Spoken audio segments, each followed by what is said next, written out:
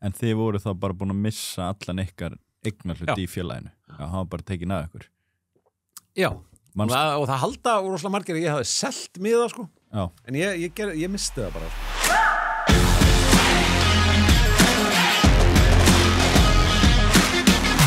Sindri Már Finnbogason, velkomin í þáttinn.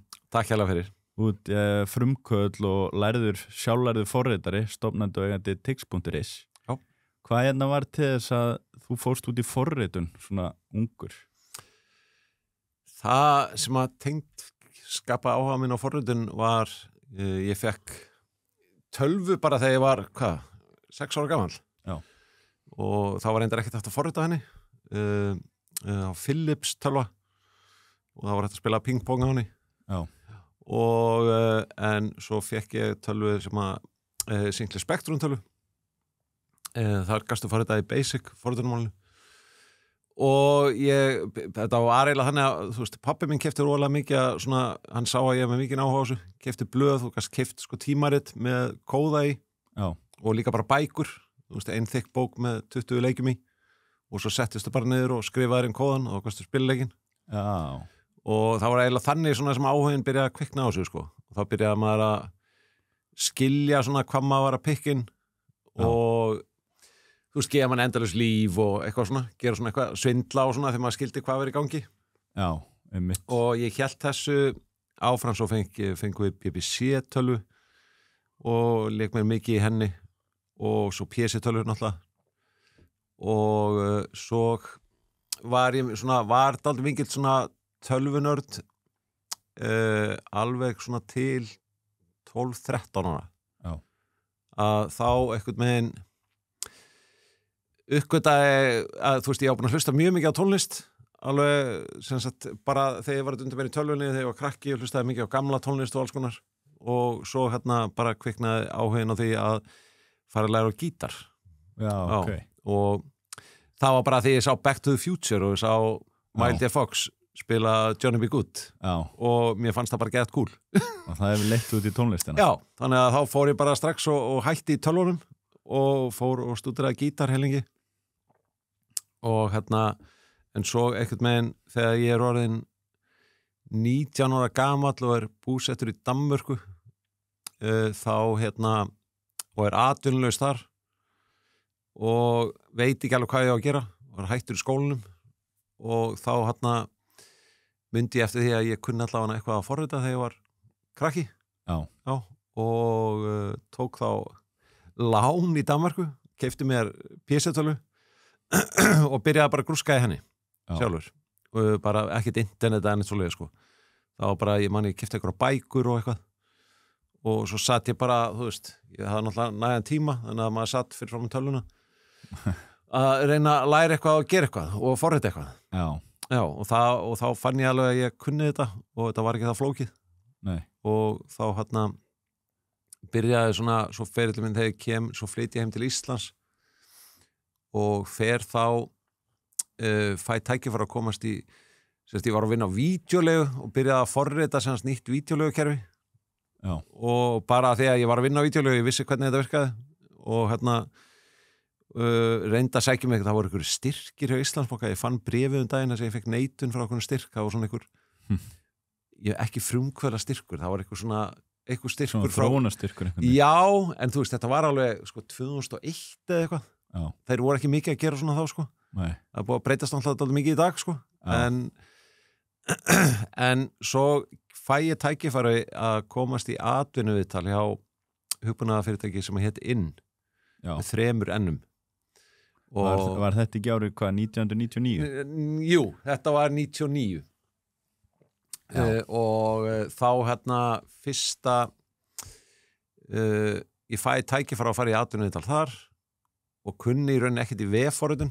Ég kunni alveg aðra forritun, ég kunni gagnagrunna og svona dót, en vefforritun vissi ég ekkert sko. Ég var aldrei með aðgang á netinu þegar ég var í Danmörku og ekki heldur þegar ég flytti hingað heim. Þá var ég ekkert mikið, þú veist, ég var ekki með nettengingu heimi á mér. Já, ok. Þú veist, mamma og pabbi voru með það, en ég var ekki með það sem ég bjó, sko. Já. En þá fekk ég tækifæri þarna og það var ég man í atvinnuviðtalinu laug ég alveg svakalega, sko, hvað ég kunni.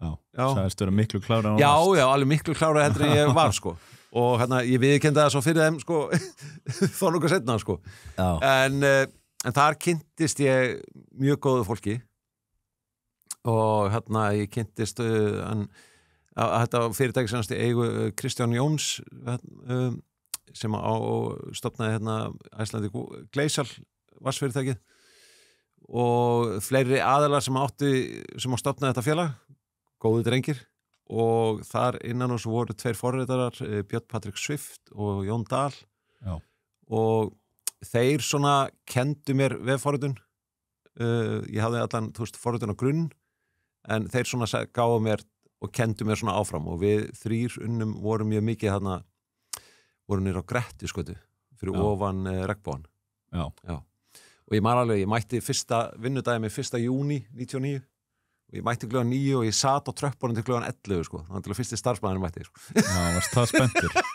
Já, að þeir sögðu mér að mæta klukkan 9 það var bara engin mættur sko. Það var engin mættur? Nei. Já, okay. Þeir byrjuðu svona seint. Já. En hvað heldur svona lang flestir, krakkar eins og sérstaklega þessum aldrei eins og þeir spólum tilbaka, þeir var 7 ára og svo þegar þú fær 19 ára aftur að forrita í tölvum, flestir eru bara, þeir eru að spila leiki í tölvun, eru ekkert að spá í hvernig það virkar. Hvað heldur að svona vaki áhugan hjá þér að fara og læra forritun og kenna þið sjálfur að því að náttúrulega þetta allt öðru í sig en á tímunum í dag það var náttúrulega með allar þessar upplýsingar og þú þurftir að hafa miklu meira fyrir í þannig. Ég gerði, þegar ég var, ég man alveg þegar ég var sko í kringu 5 og 6 ára sko og þá fannst mér vola gaman að taka hluti sundur og taka eitthvað tæki í sundur og setja aftur saman og eitthvað svona að fá að vita hvernig hlutinni virka þannig að áhugin var greinilega eitthvað svona voðalega og ég man alveg þegar við fengum tölvuna þegar við fengum þessa Philips tölvu mér fannst alveg dálítið magnað og hérna hvernig þetta virkaði og mér langaði að vita hvernig þetta virkaði ég held að það hafa bara verið forvitni að vita hvernig hlutinni virka og okkur get ég gert það sko og svo þegar maður fekk Sinclair Spectrum tölvuna þá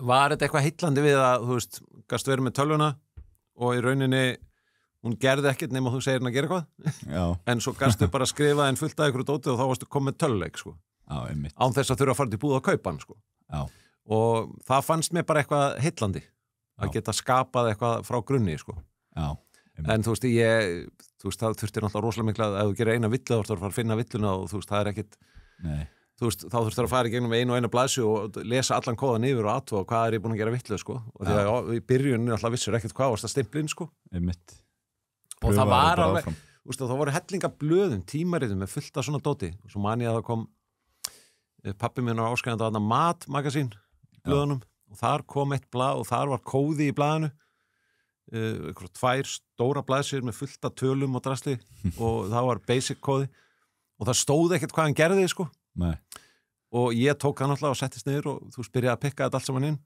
og ég eitti, heilöngu tíma þetta voru mestmægnis tölur þannig að mér datt í þetta væri einhver mynd og svo var þetta basically bara mynd af matgæðunum með þannig sem að vanta tönnin á hann og það var eina sem þetta gerði ekki neitt annað sko þetta byrjt bara mynd á honum og ég satt í örglega heila viku að stimpla þetta inn sko en það var bara að því að maður var bara áhugasamur og vildi bara læra og svo vorum við með BBC tölvu þarna og hún var ekki eins skemmtileg en svo byrjaði þetta að vera aftur skemmtilegt á PC en ég spilaði tölvuleikina datti ég ekkert vola mikið inn í ég spilaði, þeir tölvuleikir sem ég datti inn í voru ævintýraleikir það voru leikir eins og voru þarna Space Quest, King Quest Lasersuit Larry þetta eru leikir frá fyrirtæki sem hét Sierra þetta voru leikir þar sem þurftu að skrifa hvað persónan á að gera sko þú gast fært persónan fram og tilbaka og gert eitthvað að færa hann okkur borð og svo þurftur að skrifa og segja henni hvað hann átt að gera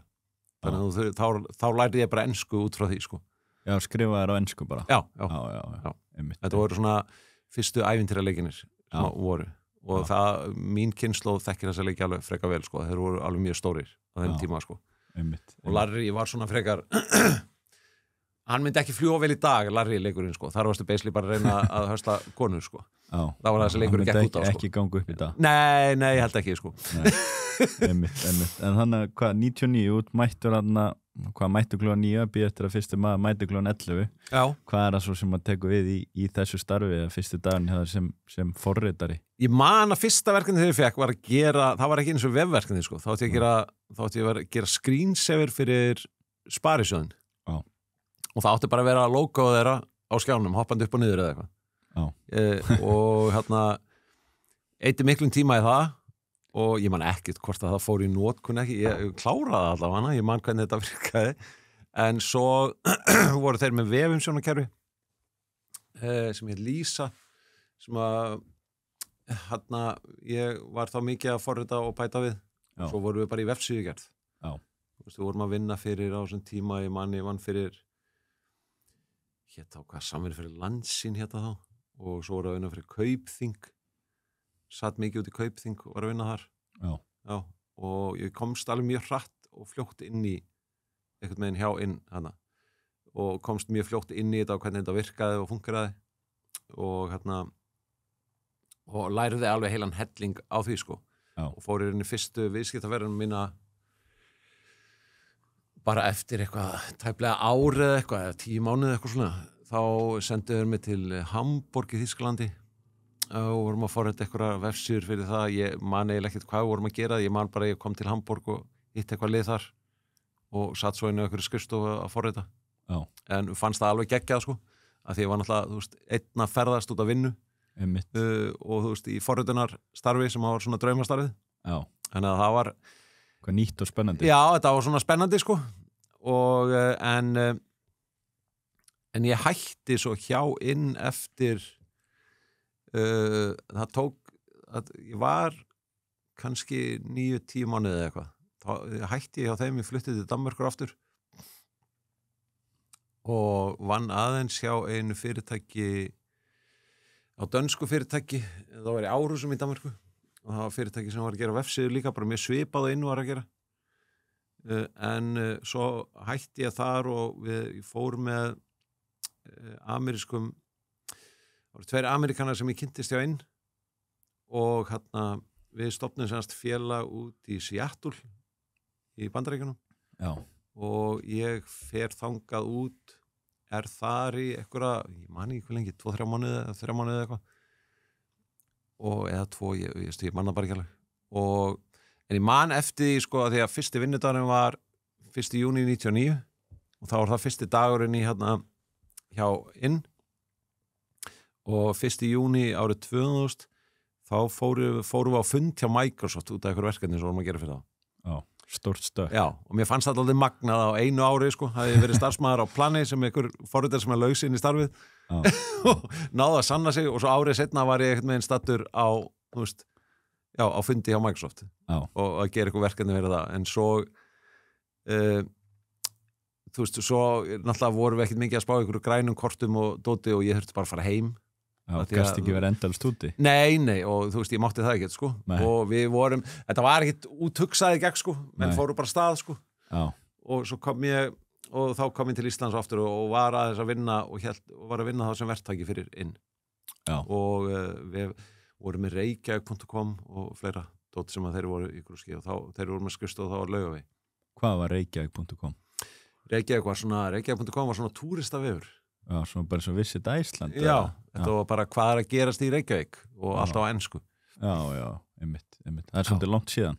Já. Það var ekki mikið að ferðamennu þá. Ekki þannig eins og í dag. Og það voru, þú veist, Reykjavík.com gerði marga skrýtna hluti líka, sko. Þeir voru að til dæmis að broadcasta strippi á föstudögum 4:00. Já, frá skrifstofunni á Laugavegi, sko. Já. Og þangað til að lögreglan kom og stoppaði það. Já. Það var svona ýmislegt í gangi sem að var kannski ekkit alveg sem að myndi allavega ekki fljúa mikið í dag, sko, ef það flög ekki eins og þá, sko, þannig að en þú veist, þetta var mjög skemmtilegu tími. Já, einmitt, þú væntanlega lært helling hana. Já. En þú ert þá, hvað ertu þá lengi að vinna þarna sem verktaki á inn eftir þú kemur heim? Þá ég að vinna sko, ég held að sko, inn var með þeir keyptu miðasölukerfi sem að hét Títus sem að var í notkun hjá Íslensku óperunni og það var í notkun hjá Symfoníunni og salnum í Kópavogi.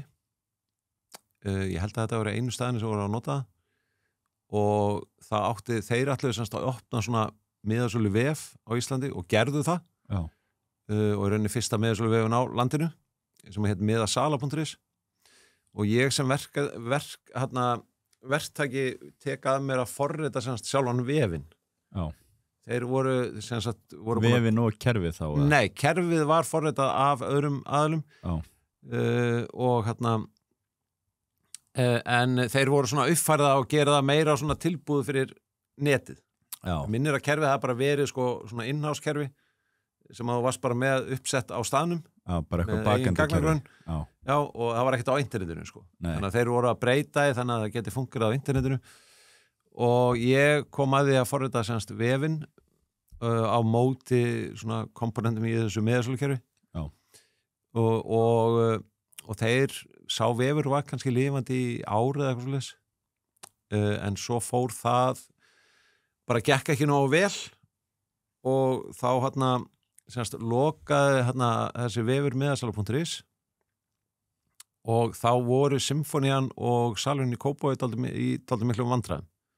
Þegar þau voru ennþá að nota hugbúnaðinn og fyrirtækið var bara basically ekki til staðar lengur og þeim vantaði aðstoð til að klára semst tónleikaárið sitt. Það gerðist bara mitt tónleikaár og þá var ég eiginlega svona eini sem þau gátu að leita til sem að vissi eitthvað miðakerfin og hvernig þetta fungeraði.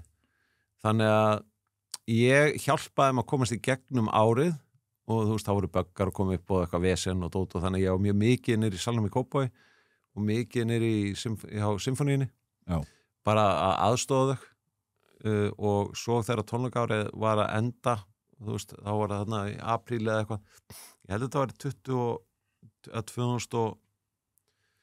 2002 kannski eða 2001 eða 2002, ég mannaði ekki alveg að þá teki ég í rauninni bara ákvörðun það og þá var ég búinn að stofna fyrirtæki sem heit Curio sem var að gera vefsíður. Þetta var svona, ég er að hoppa aðeins yfir það var svona stutt ævintýri en það fór sama við annað fyrirtæki sem heit Annað veldi sem var stofnað af Skúla Jóhansinni sem stofnaði Streng á sínum tíma, hann er 30 árum eldri en ég sko og semst Curio fyrirtæki fór inn í það félag og ég var að vinna mikið með hann og Skúla og lærði alveg heilin helling á honum sko og bara mjög þakklátur fyrir þann tíma sko og en þar innan hús þá tökum við í rauninni ákvörðun og ég ber undir Skúla og segi við hann, þú veist, ég held við ættum að smíða nýtt kerfi fyrir Symfoníuna og salin og hafa bara svona vefkerfi og þú veist, og það var ekkert planið að selja strax á netinu, það var bara að nota sumarið til þess að þau getur byrjað að selja miða í haustinu. Já. Einmitt. Og þá ræði ég ráðu við ungan dreng á þeim tíma, Úlfar Linnet heitir hann og hann kemur og er ráðinn inn sem forritari að forrita svona fyrstu útgáfuna því og hann gerir það á þessum 3 mánuðum og það byggði svona hlutaði var svona byggt hvernig umgjörun er á því, það var svona dálítið byggt á þessu vefin svona kerfi sem að ég var búin að smíða líka en við komum þetta fer svo í loftið og þeir byrja að selja bara innan úr sér ekkert á netinu og svo byrja ég svona að sjá að það eru dálítið tækifæri í þessu og þannig að Úlfar var bara svona sumarstarfsmaður og kom stundum á skrifstofuna og var aðeins að vinna svona auka en þá byrja ég rauninni svona að halda áfram að þú veist, með þetta og hvað við viljum gera við þetta og byrjum að taka við pöntunum á netinu forrituðum semst bara þá forrituðu bara svona smá glugga, við vorum með vefsíðuna fyrir Symfoníuna og fyrir salin í Kópavogi þannig að við gáttum bara setta forritað á móti miðasölukerfinu á vefsíðunni þá gæti fólk tekið frá miða og það var bara svona fyrsta skrefið, bara taka frá miða og svo í lokin að þú veist, svo opnuðum fyrir það að fólk geti keypt miða. Hvaða áru var þetta? Þetta var svona 2002-2003. Já. Kaupir ekki lénið miði.is 2003? Jú, mér minni það. Jú, það hægt að fletta þau upp. Já, einmitt. Mér minnir það alveg örugglega. Já. Hvernig það, þú veist, þegar þú fórrita svona miðasölukerfi og sérstaklega þarna, þú veist, fyrir einhver 22-23 árum, var það mjög flókið að byggja þetta upp? Mér fannst það ekkit það flókið, sko. Nei. Og, þú veist, það ekkit svo flókið þú veist, að þróa miðasölukerfi sem að selja til dæmis bara, þú veist, miða á 500 manna tónleika, sko. Og númerað til dæmis bara mjög einfalt, sko. Já, og en það sem var flókið þarna var aðeins, þá var maður að læra inn á þetta líka, þú veist, symfónían með svona áskriftir, skipta ykkur að gula röð og þá gildir það á 5 tónleika, skipta ykkur að rauða röð og þá það, þú veist, aðrir 5 tónleikar sem eru með og þá færir ódýrið og þá ertu komið svona áskrifta kort, þannig að það voru svona ákveðni faktorar og svo náttúrulega að selja bara í númeri sæti og passa að selja ekki saman sæti 2 og svo framvegis. Já, það smá vesen. Já, og maður þarf alveg að tryggja það því að ef þú klúrar í það þá er það alveg disaster, sko. Og þannig að fyrsta útgáfan að þessu hún var mjög basic og hún studdi ekkert voðalega mikið, sko, en þetta var alveg nóg og gekk alveg vel og en þá byrja líka svona á sama tíma svona, þú veist, þá var dálítið mikið að svona stórtólningum að fara í sölu og ég man að hann Ísleifur sem hjá Ísi hjá Senu, hann var í bransanum fyrir, þetta eru rúmlega 20 ár síðan og ég byrja að vinna fyrir hann aðeins og og ég man við vorum að selja á, þú veist, eitt af fyrstu stóra svona fyrir Ísa var held í Snoop Dogg eða eitthvað, hann kom til landsins og þá byrja að fæðast þessi hugmynd svona aðeins fyrir það, byrja að fæðast hugmyndinu það að vera með sem sagt staðan fyrir að vera að selja, að þegar svo fengu Borgarleikhúsið kom líka yfir til okkar og byrjaði að nota miðasölukerfi og við fengum reynda rosalega mikið að kvörtunum þá frá Borgarleikhúsinu því að kerfið var bara, það var og erfitt að vinna í það var bara hægt. Já, það var ekkert hægt, þú ert bara að klikka rosalega mikið og gera rosalega mikið, mikið smellum til þess að selja miða og það var ekki mjög optimal í notkun fyrir að því að við vorum búin að selja fyrir symfóníuna og salin í Kópavogi og það var ekki þessi brjálaða traffík eins og í Borgarleikhúsinu, sko. Fólki var að, þú veist, kaupa miða kannski á tónleika í salnum og svo fram með það var bara ekki sama traffíkin og sama fjöldin og þannig að, þú veist, þegar Borgarleikhúsið skiptir yfir í okkar yfir í miðasölukerfi hjá miða sem var að fæðast á þessum tíma að þá kvörtuðu þau mikið og það endaði með því að ég fór þá niður í Borgarleikhús og vann bara í miðasölunni. Varst bara í miðasölunni? Já, ég tók bara, ég man vel eftir, ég tók heila helgi, tók bara alla laugardagsvaktina og alla sundarsvaktina og satt bara í miðasölunni að afgreiða fólk og þá fattaði maður, þú veist, ég var að byrja að blóta kerfinu fram og tilbaka, sko, af því að þetta var pirrandi og þá fattaði maður hvað þetta snýst og svo eyddi ég alveg rosalega miklum tíma bara að sitja í miðasölunni. Þú veist, þau voru með pláss fyrir 3 og 1 og þá sat ég oft bara endanum og ég satt bara að vara að vinna og forrita og svo bara fylgdist ég með og bara sá hvernig þetta fungerar. Þú veist, það komu ánægðir gestir og það komu brjálæðir gestir og helgar var stundum alveg allir brjálæðir og ekkert út af miðakerfinu, bara út af fullt öðru, sko. Og það var svona eins og fólk kemur inn líka bara til að losa reiði, sko. Og ég fekk náttúrulega alveg svakalega virðingu fyrir, sko, fólki sem er í þjónustustörfum og sérstaklega eins og í svona miðasölum. Af því að stórum viðburðum. Já, þú veist, eins og hann í Borgarleikhúsinu og hjá Symfóníinu og þú veist, og starfsfólki Hörpu og svo framvegis. Þetta alveg bara, Íslendingar eru náttúrulega bara, þú veist, dónalegasta þjóð í heimi, sko. Núna er ég búin að, þú veist, koma setna á eftir, en þú veist, það bara, þú veist, kunnum ekki byggja í biðröð og þú veist, við getum ekki verið ánægð með þjónustuna, við getum ekki þakka fyrir okkur og þú veist, við erum bara dónaleg, sko. Og það alveg rosalega munur á, sem sagt, fólkinu sem að lappar inn í miðasölunar á Íslandi og að kaupa miða og miðasölur út í kannski í Hollandi eða Danmörku eða eitthvað svoleiðis, sko. Það alveg, ég alveg búin að taka eftir því, sko. Við kunnum okkur ekki alveg mjög vel, sko. Ekki skemmtilega viðskipti. Nei, í rauninni ekki, sko. En ég sá það allavega þarna að, þú veist, til þess að geta gert hugbúna sem er góður og fólk finnst þægilegt að vinna með, þú veist, þá var ég var bara að vinna þarna.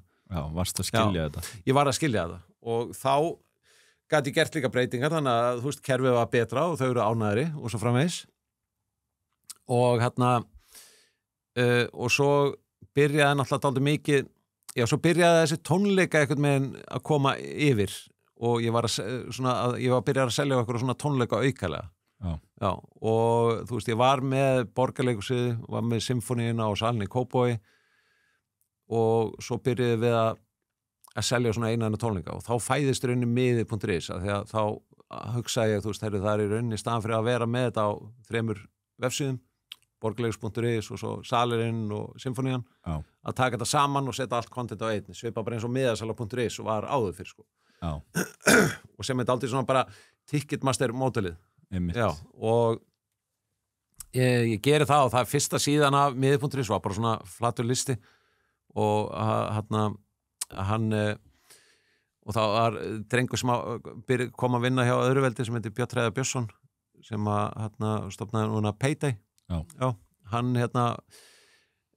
kom og var að vinna hjá Öðruveldi og við vorum að vinna saman og hann gerði fyrstu útgáfuna af miði.is vefnum og við vorum með svona stjörnugjöf á vefnum, kannski gefið sko sýningunum stjörnugjafur og svo vorum við að birta sýningar frá Borgarleikhúsinu og salnum og eitthvað svona sem var í gangi og þá voru þau náttúrulega brjáluð sko, af því þá voru einhver að gefa þeim lélegar einhverjum sko. Já, þannig við þurftum að taka þessa stjörnugjöf út bara eftir einn mánuð eða eitthvað sko og en vorum þá að byrja að selja fyrir þess aðalega hann Grímur Atlason sem var með Airwaves hérna og Kári Sturluson líka vorum að selja fyrir hann og hérna og það voru alls konar ævintýri og skemmtilegheit sem að gerast á þessum tíma. Já, og en þá einhvern meginn æxlaðast að þannig að sko Kári Sturlu þekkti einhvern innan og sjá Ticketmaster og sá aðili færi einhvern áhuga á íslenska markanum bara svona, honum fannst gaman að koma eitthvað og hann kemur til landsins og ég hitti hann alveg nokkuð sinnum og hann tekur mig bara í svona ticketing 101 bara kenna mér hvað snýst þetta hvernig getur grætt pening á þessu og hérna af því að við vorum ekkert að fá neinar eitthvað svakalega tekjur á þessum tíma sko. Nei, hvernig var viðskiptamódelið þarna? Borgarleikhúsið og þessir aðalega þeir voru bara borga heldur minni mig bara fast gjald á mánuði. Já. Og þetta var alltaf meira krefjandi sko. Það fór alltaf meira yfir á netið. Ústu, og það var alltaf engin netsala þegar við tökum Borgarleikhúsið og hérna þeir byrja að nota miði.is þá voru þeir ekkert að selja á netinu sko. Þannig að þetta var alveg svona þú veist, tekjun af þessu voru ekkert miklar og að því að þú veist þetta var bara dálítið flókið allt saman. Og svo eftir að höndla peningurinn þurfa að fara til Borgarleikhúsins og þarna að fara að hanga til Þjóðleikhúsi kom líka náttúrulega og kom náttúrulega allir en þú veist þetta varði í rauninni miklu flóknara heldur en maður svona óraði fyrir í byrjun og hérna og tónleikahaldarinn sem við vorum að selja fyrir þar tókum við bara próstur sko. Bara svipað eins og Tix.is er að gera í dag sko. Já, bara eins og við Já. Og við reyndum þessi aðilur frá Ticketmaster hann byrjaði að segja manni þú veist hvað, hann var með svona þú veist að segja manni hvað maður ætti að gera þú veist, ekki selja miða ekki síma það er dýrt, þú veist, þú græðir ekki á því þannig að ekki vera með eitthvað simsvörunar call center sem að fólk getur hringt í og keypt með það hafa þetta bara allt sjálfvirkt á netinu Já, allt á netinu og svo setja bara eins mikið af svona þóknunum ofan á miðan eins og þegar þú fer á Ticketmaster í dag og kaupir miða á $20 og það endur á að borga 40 sko. Já, og þetta voru ráðan hans hann sagði, þú veist, þú getur sett inn ticketing fee þú getur sett inn handling fee þú getur sett inn printed home fee þú getur sett inn transaction fee og bara að dæla litlum gjöldum sem að viðskiptunum borgar þegar hann kaupir miðana en og við reynum þetta á Íslandi og fyrstu tónleikarnir sem að miði.is selda á með miðagjöldum þá sem var bara nýtt konsept á Íslandi þá og sem að lifði mjög stutt að þá vorum við að selja á Frans Ferdinand tónleika og við innleitum þetta að fólk borgaði 3,9 fyrir miðan eða eitthvað og svo 300 kallaði eitthvað fyrir miðagjald og það var allt vitlaust náttúrulega út af því að okkur fjandanum væri fólk að borga eitthvað aukalega til að kaupa miðan og svo stóða á plakkatunum kannski 3,9 og svo auka 300 ég man ekkert hvað gjöldin voru þarna en ég man bara að þetta var alveg rosalega mikið vesen og viðskiptvinna alveg brjálaðir þú veist, en miðin er alveg eins geta að kosta bara 4 og 5 og við tekið 300 kall eða hvað sem þetta var á þessum tíma en, veist, en þá hefði engin kvartað svona falin gjöld því þá er það bara inn í miðaverðinu en þarna var þetta eins og Ticketmaster gerir þetta og eins og flest allir gera þetta úti og líka ef þú borgar þú borgar mismöndi kortagjöld eða þú kaupa varning úti eins og bara Ticketmaster eða hvernig sem eða vefsíðum þá kannski kostar hluturinn 90 eurur og ef þú borgar með Amex þá borgar þau meira ef þú borgar með Mastercard þá borgar þau minna og ef þú borgar mobile þá borgar þau óslega lítið og svo framvegis sko. Þannig að þetta var stoppað af bara neytendalögin á Íslandi þeir bara bönnuð okkur að nota miðagjöld og við minnir að Icelandair hafið þá líka lent í því að þeir voru með þjónustugjöld á flugmiðunum á þessum tíma þú keypti flugmiða og svo kom þjónustugjöld og það var líka þá minnir mér tekið frá Icelandair mér minnir það á þessu tíma sko. Því ég man að Icelandair lenti líka ykkur vesen út af ykkur svona gjöldum og þá breyttu við bara neyðu og okkur var bara bannað að gera það bara þannig að þú veist ef að miðin kostar 3.9 að þá borgar fólk 3.9 fyrir hann og skiptir engum máli hvort það fyrir á netið eða hvort það lappar inn á skrifstofutíðin með cash eða hvernig það kaupir með hann og þá bökkuðu með þetta og þetta viðskiptabótur og þá fóruðu bara aftur í próstunar sko. Að því að líka við vorum náttúrulega líka að taka á þú veist, þegar við vorum eins og að selja á ég man alveg vel og það er allt í lagi að segja þessa sögu sko núna þegar ég seldi á Snoop Dogg fyrir Ísa í dænu sko að þá fór peningafæslunar fór í gegnum miði.is fyrirtækið og og þá sem sagt það var fyrsta sinn sem við gerðum þannig að því að Ticketmaster og þessi aðlar gera það þannig þeir meðhandla peningin og svo borga þær út eftir tónleika og þetta er nákvæmlega eins og Tix.is gerir þetta í dag sko og við ákvæmum að gera þetta og ég segi náttúrulega bara við Ísa bara, já, við bara borguðum þér jafnóðum og við bara leiðum pening, þú veist, ég segi bara við bara setjum Snoop Dogg í sölu og svo borgaði bara, þú veist ég borgaði bara eftir viku sem er komið inn og svo erum við búin að semja við Mastercard og Visa og eitthvað manni hvað það hétt á þessu tíma þetta var ekki Valitor, þetta hétt eitthvað annað og þá kemur í ljós og ég vissi það bara ekkert að Visa og Mastercard þau borga ekkert út vikulega sko. Þau borga náttúrulega bara út mánaðarlega og þarna var borgað út 18. hvers mánaðar fyrir sko sölutíma, þá borgað út 1. hvers mánaðar fyrir söluna frá 18. til 17. í mánunum aður. Þannig að þú seldi miða 18. þá liður 6 vikur hann til að fyrst penningi. Og þá fór ég náttúrulega eitthvað panik að ég var búin að lofa Ísa að borgunum og ég hafði ekkert átt með þessu. Þannig að ég og þá var maðurinn Einar Sævarsson og hann kom inn hann var að vinna hjá Öðruveldi og kom inn í svo miða líka og hann og Björn Treiðar kom inn sem hluta á líka þá þegar miði sleit sig út úr Öðruveldi þá man ég eftir því að ég og Einar við þurfum að einhvern meina að díla við þetta og ég átta mér svona á þessu að þegar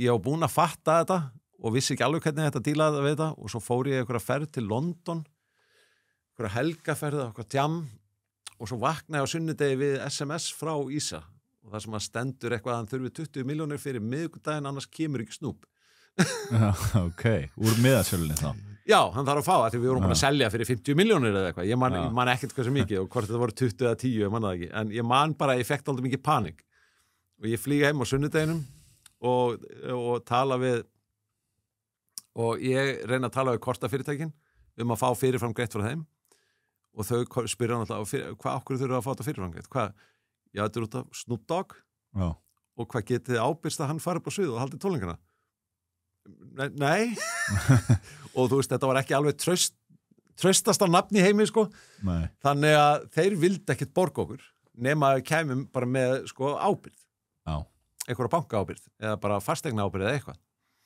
þannig að ég og Einar Sævarsson svo tölum við Skúla sem var með okkur þá, við vorum ennþá hluta á Öðruveldi þá og við tölum við hann Skúla að redda því og hann ákveður að það er í lagi, hann skal ganga því og svo kemur þriðjudagurinn og við þurfum að fara í bankan og Skúli þarf að skrifa undir pappirinn og við finnum ekkert Skúla sko. Og það endaði með því að við náðum ekkert í hann í síma og svo reyndar finnum við hann hádegi á þriðjudeginum bara á Laugaveginum og við förum með hann þá vorum við bara að leita að honum sko og við vorum allir svona smá skrautlegir á þessum tíma sko og við endum á því að við náðum að draga skúla í bankan og við kvittum undir og fáum þá pening og borgum svo snúb þannig að við náðum að græja það sko Þetta gerist allt á þriðjudeginum Já, þannig að við rettum þetta voru bara einhver örfáu dagar sko en þá byrjaði samt líka stressið yfir því að núna voru við búnir að borga einhvern pening og ef Snoop Dogg myndi ekki koma og þá myndu við þurfa að endurgreiða af því að við erum ábyrgir Miðið.is EHF var ábyrgir fyrir þessu af því að peningurinn fyrir ekki nokkur var Ísa ekkert ábyrgur fyrir því sko en við erum kannski búin að borga honum og svo ef hann getur ekki borgað okkur þá getum við ekki borgað og þá að lokum þurfa kreditkortafyrirtækinu að borga og þá náttúrulega kemur krafa á okkur og þannig að það var mjög góð tilfinning þegar að Snoop Dogg stóð upp á svið og spilaði í Egilshöllinu minni og að því að ég var búin að vera einn taugarhúa alveg þangað til að tónleikarnir byrjuðu sko svo bara leið og ég sá hann fara upp á svið og hann búin að spila eitt lag þá var ég bara ok, við þurfum ekki að endurgreiða Já, góður lærdómur Já, þá læriði maður líka aðeins á svona áhættufaktorna og hvernig maður á að gera þetta og þá læriði maður líka helling á hvernig peningaflæðin voru á kortafyrirtækjum og svona en þetta var rosalega viltur tími og ég sjálfur var ég var algjör svona, djamarinn niður í bæ ég bjó niður í bæ og fyrirtækið voru niður í bæ og þannig að það var alveg vitleysa hjá mann, maður vissi ekkert alltaf hvað maður var að gera og maður spáði ekkert mikið í því en maður óð áfram og trúði að einhvern veginn að hlutinu myndu græjast en þarna fekk maður smá reality check og sem var bara mjög fínt og en svo verður miðin alltaf bara byrjar að stækka og að lokum þá fengum við fjárfesta inn í miða og þá fór það út úr þessu fyrirtæki sem var annaveldi og það gerist 2004 held ég og þá ferð þú bara að fókusa full force á miði.is og þá það bara alveg þá fer ég bara út úr öðru veldi og við fáum einn fjárfesta sem var hétu Nýsir og þeir áttu fullt af byggingum í Reykjavík og erlendis líka og við flytjum út í Hafnarfjörð Miði.is og erum í svaka flottu húsnæði þar og ráðum fullt af fólki erum með 12 manns vonum kannski 15 manns eða eitthvað og vorum þá byrjað að selja líka bara á alla viðbyrði á landinu og líka bíóhúsin sko. voru bara orðnir langstæðstir og þannig að við seldum alla miða á alla íþrótti og tónleika og bara hvað sem voru ekki að selja líka miða í Herjólfi eða eitthvað Jú, það var reyndar ekki planið það var reyndar dálítið skondið að því að við sjáum útboð frá Herjóli og að það sé verið að selja mið og verið að bjóða út í verkið selja mið í Herjól og við fórum að velta því fyrir okkur hvort að við getum gert þetta af því að ein ferð með Herjóli getur í rauninu bara verið eini tónleikar það er bara eini tónleikar og ferðin tilbaka er bara aðri tónleikar þannig að við getum bara verið með 10 tónleika á dag eða hvernig sem þetta var og þannig að við setjum saman eitthvað útboð tilboð ég var búin að gleyma þessu sko og ákveðum að bjóða í þetta og bjóðum bara frekar hátt sko og svo fáum við þetta bara og Eimskip bara hoppar á þetta og ræður okkur og gerir samningu okkur og við erum að taka við miðasölukerfinu í Herjóli og ég og Björn Hreiðar við vorum vissum ekki alveg hvernig áttum að græða þetta af því að þú varst með 500 manns en svo varstu með gáma líka þegar það fara gámar inn í Herjólf og bíla og bíla þannig að bílanir voru svona eitthvað annað versvæði á tónleikunum og gámanir voru svo misjaflega stórir og þá voru það 2 sæti eða 4 eða eitthvað og svo voru við með teikningu af Herjóli eins og þetta var í tónleikasalur og þá voru svona gámar sem þú gast valið, þessi gámar og þessi gámar og þessi gámar staðan fyrir að velja sæti og svo varstu með einhverja svefnbása líka eða eitthvað, ég man ekki alveg hvernig þetta var og þú veist, við tókum afrit af miði.is kóðunum af öllu kerfinu og settum bara upp nýtt kerfi á sama kóðunum og breyttum svo dótunni þar þá vorum við komið með tvö kóperir af kóðunum sem var algjör martröð líka sko ég trúi því og þetta var við vissum í rauninni, þú veist, við vorum alveg over our heads í þessu en við bara kýldum á þetta og framvendi leit mjög vel út og virkaði mjög vel en þú veist, bakendin var dálítið trikki og ég man, við förum í loftið sko 1. janúar 2000, ég man ekki, 2005 eða eitthvað eða 6 eða eitthvað, ég man það ekki og ég og Björn Hreiðar við keyrum hérna það sem að Herjólfur fer að morgni til 1. janúar og keyrum þangað og umlegt veður og svo komum við erum á hérna við höfnina og sjáum skipið koma og við bara anskotin, þú veist, hvað erum við að gera við vitum ekkert hvað erum að gera sko. Og förum svo inn í miðasöluna það sem að fólk og þá er fólk að koma úr Herjólfi sko og svo verið að hleypa inn í og þá heyrum við í talstöðunum hvað er mikið gámapláss eftir, hvað mögum við setja marga gáminn og hvað eru margir metrar hérna þessu og við vorum alveg, við vissum ekkert hvort það myndi virka sko. En það gekk og virkaði og þeir voru alveg með kerfið held ég, það var alveg í 5 árið eitthvað sko. Já, ok, hafi gengið það vel? Já, það gekk frekar vel í lokin sko. En þetta var algjör pein að hafa þetta sko. Og svo fyndum við kannski eitthvað bugg í miðakerfinu í einum fítus þar og þá var það að laga hann á 2 stöðum hérna sko, þegar við vorum búin að kópa allan kóðan bara þvert og kruss sko, svona yfir þannig að þetta var algjör martur en þetta borgaði vel sko og við fengum fína pening út af þessu en þarna læriði maður kannski að þú veist einbeitaður að því sem þú ert góður í og einbeitaður að því sem þú þekkir af því að þú veist, það getur verið ósla auðvelt að selja með á tónleika en þú veist, þetta er ekki saman bransi Nei. Þannig að þó að hugbúnaðurinn sé kannski líkur öðrum hugbúnaði að þá á maður ekki bara að segja að við getum notað henni hvað sem er sko. Nei, fara bara að kópía kerfi Já, og eða þú veist að gera eitthvað að þetta þurfa að stiga þetta og hitt og þá getur þetta enda bara í svakalegri súpu sko. Já. En á þessu tíma þá voru þið langstæðstir á Íslandi í meðasölu bransunum voru búinir að taka inn að fjárfesta manstu hvað þeir komu inn með mikið fjármann og hvað þeir fengu mikið prósent í félaginu hjá okkur Ég bara mannaði ekki Nei. Ég myndi alveg segja að ég manna enga veginn sko. Manstu að vera stór hluti eða? Já, þeir fengu alveg ég held að við alveg fengi yfir 50 sko. Já, ég seldi líka sko.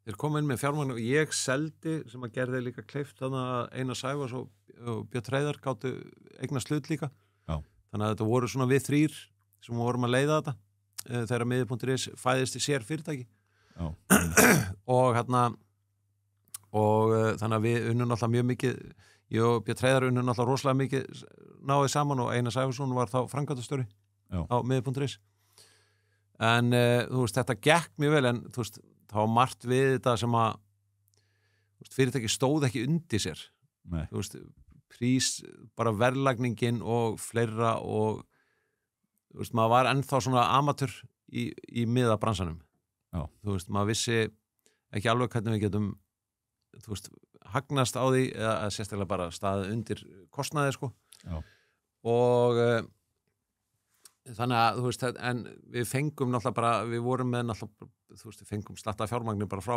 fjárfestunum sem að held okkur alveg, við vorum 15 manns að vinna þannig í Hafnarfirði, sko. Og það var hellins kostnaðir kringu það, sko. Og ég er ekki vissum að mánaðartekjunar hafi verið að standa undir því, sko. Nei. En ég bara manaði ekki. Nei, einmitt. En þú fer svo út og sást eitthvað tækifæri að kaupa annað félag úti. Já, þá fer ég til, ég tek svo frí í einhverja viku, sumarið 2007 og þá var miðið bara búin að taka yfir alla markaðinn heima og nei, býtum við það var ekkert fyrsta útrásin sko 2005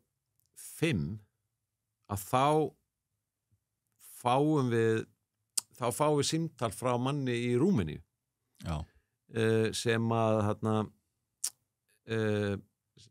sem að segist hafa frétta á okkur í gegnum Ticketmaster af því að hann hafi sem sagt, honum hafi langað, hann hafi, þú veist, hann var hálfur frá Kanada eitthvað svona, mannaði ekki alveg hvort hann fættist í Kanada en er, þú veist, frá Rúmeníu en hann sem sagt hefur samband og segist að hafa verið í sambandi við Ticketmaster og hún er langað að opna Ticketmaster í Rúmeníu en Ticketmaster hafa sagt að Rúmenía væri ekki á kortunni á þeim núna en hann gæti tala við þessa Íslendinga hana sem hann þekkti bent á ykkur og hann bent á okkur og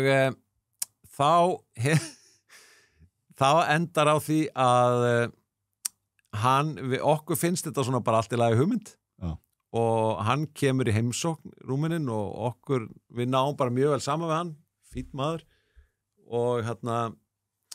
og við tökum bara einhvern veginn ákvörðun það að fara í útrás í Rúmeníu. Það var, þú veist, sú ákvörðun var ekki tekin út frá einhverjum businessplönum eða hún var bara tekin af því okkur fannst það fyndið og gaman. Bara spennandi. Já, bara spennandi.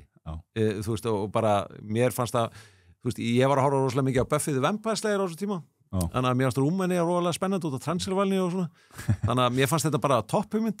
Og eins og ég segi, þú veist, maður pældi ekkert mikið í hlutunum að það. En við ákveðum bara að gera þetta og náum að samfæra nýsir að setja pening í það. Og opnum bilet.ro í Rúmeníu, sem bara miði.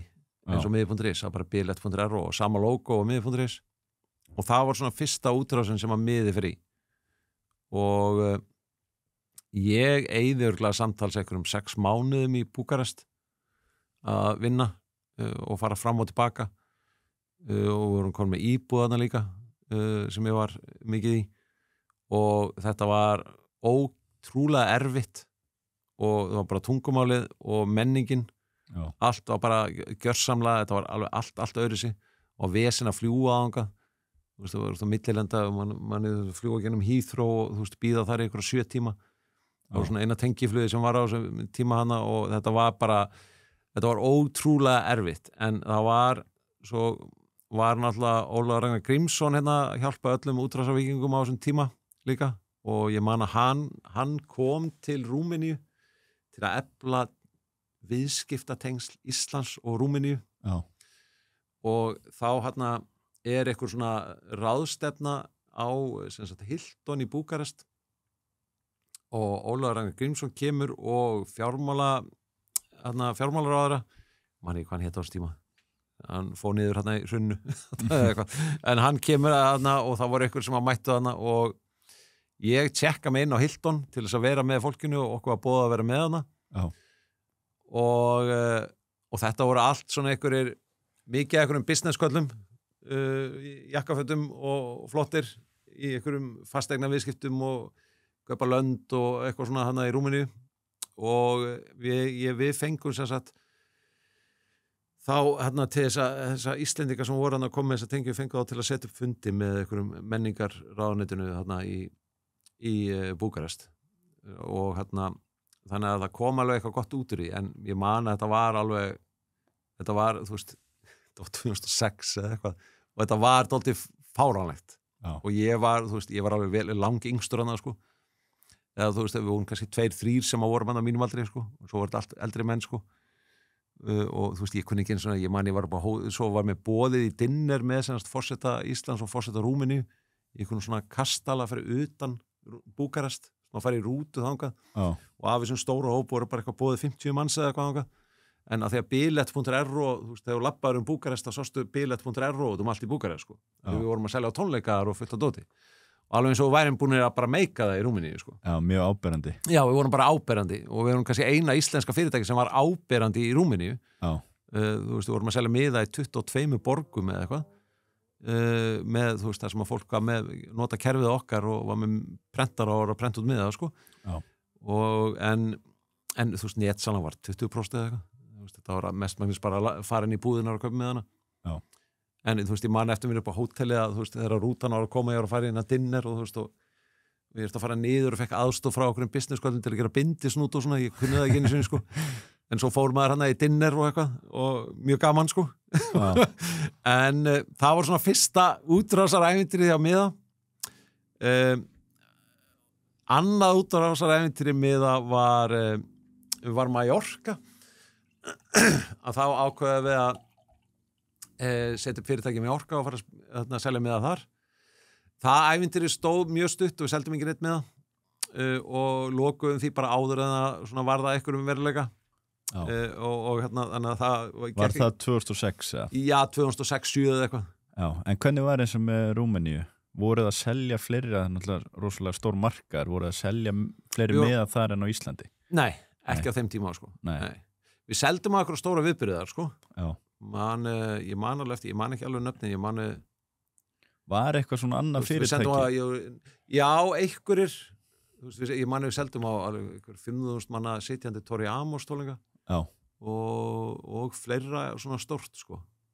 Og minnum við selta Muse tónleika þarna líka og það var alveg eitthvað í gangi sko og vorum að selja þarna fyrir eitthvað leikhús minnum við líka en þetta var ótrúlega mikið bara maður þurfti að vera að múta fólki þetta virkar aðeins öðruvísi þetta var alveg og svo einhvern veginn meikaði ég ekki mikið að vera þarna lengur þannig að ég við fór bara til Íslands aftur þurfti að vera maður frá ykkur á staðnum við vorum með staff þarna úti í Rúmeníu og vorum með skrifstofu og það voru 5 að vinna þarna eða eitthvað og en ef þetta ætti að ganga upp þá varð ég eða Björn Hreiðar að vera þarna eitthvað fylgja þess eftir við fórum alveg nokkur sinnum þarna saman og svona en ég var einhleipur á þessum tíma það var bara fínt þægilegt fyrir mig ég skal fara bara að vera inn í 2 mánuði eða 3 mánuði en Björn gat það ekki og ekki eina var seldur og hann var líka heldur ekkert að þróa neitt sko þannig að það voru bara ég og Björn sem vorum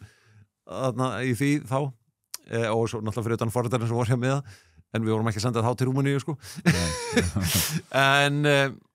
en þetta var maður læriði alveg heilin helling að þessu og svo pröfum við þetta í Mallorca og það náði ekkert langt og dó bara svona hálfpartinn í fæðingu og svo 2007 við lokum, það gerist 2007 en svo sumarið 2007 þá fer ég eitthvað einnana í frí til Danmarkur og vissi ekki alveg hvað ég átt að gera í fríinu og bóka fund hjá Ticketmaster í Danmarku og fyrirtæki sem heitir Billettlúin í Danmarku og öðru fyrirtæki sem heitir eBillett í Danmarku og fer á fundi hjá þeim 3 bara svona ég segi bara ég stofnaði miðlsfyrirtæki í Íslandi, ég vil langa að hittast og spjalla og það enda með að mér líst aldrei vel á þetta Billettlúin fyrirtæki og kem tilbaka til Íslands og segi bara við þurfum að kaupa af hverju var það?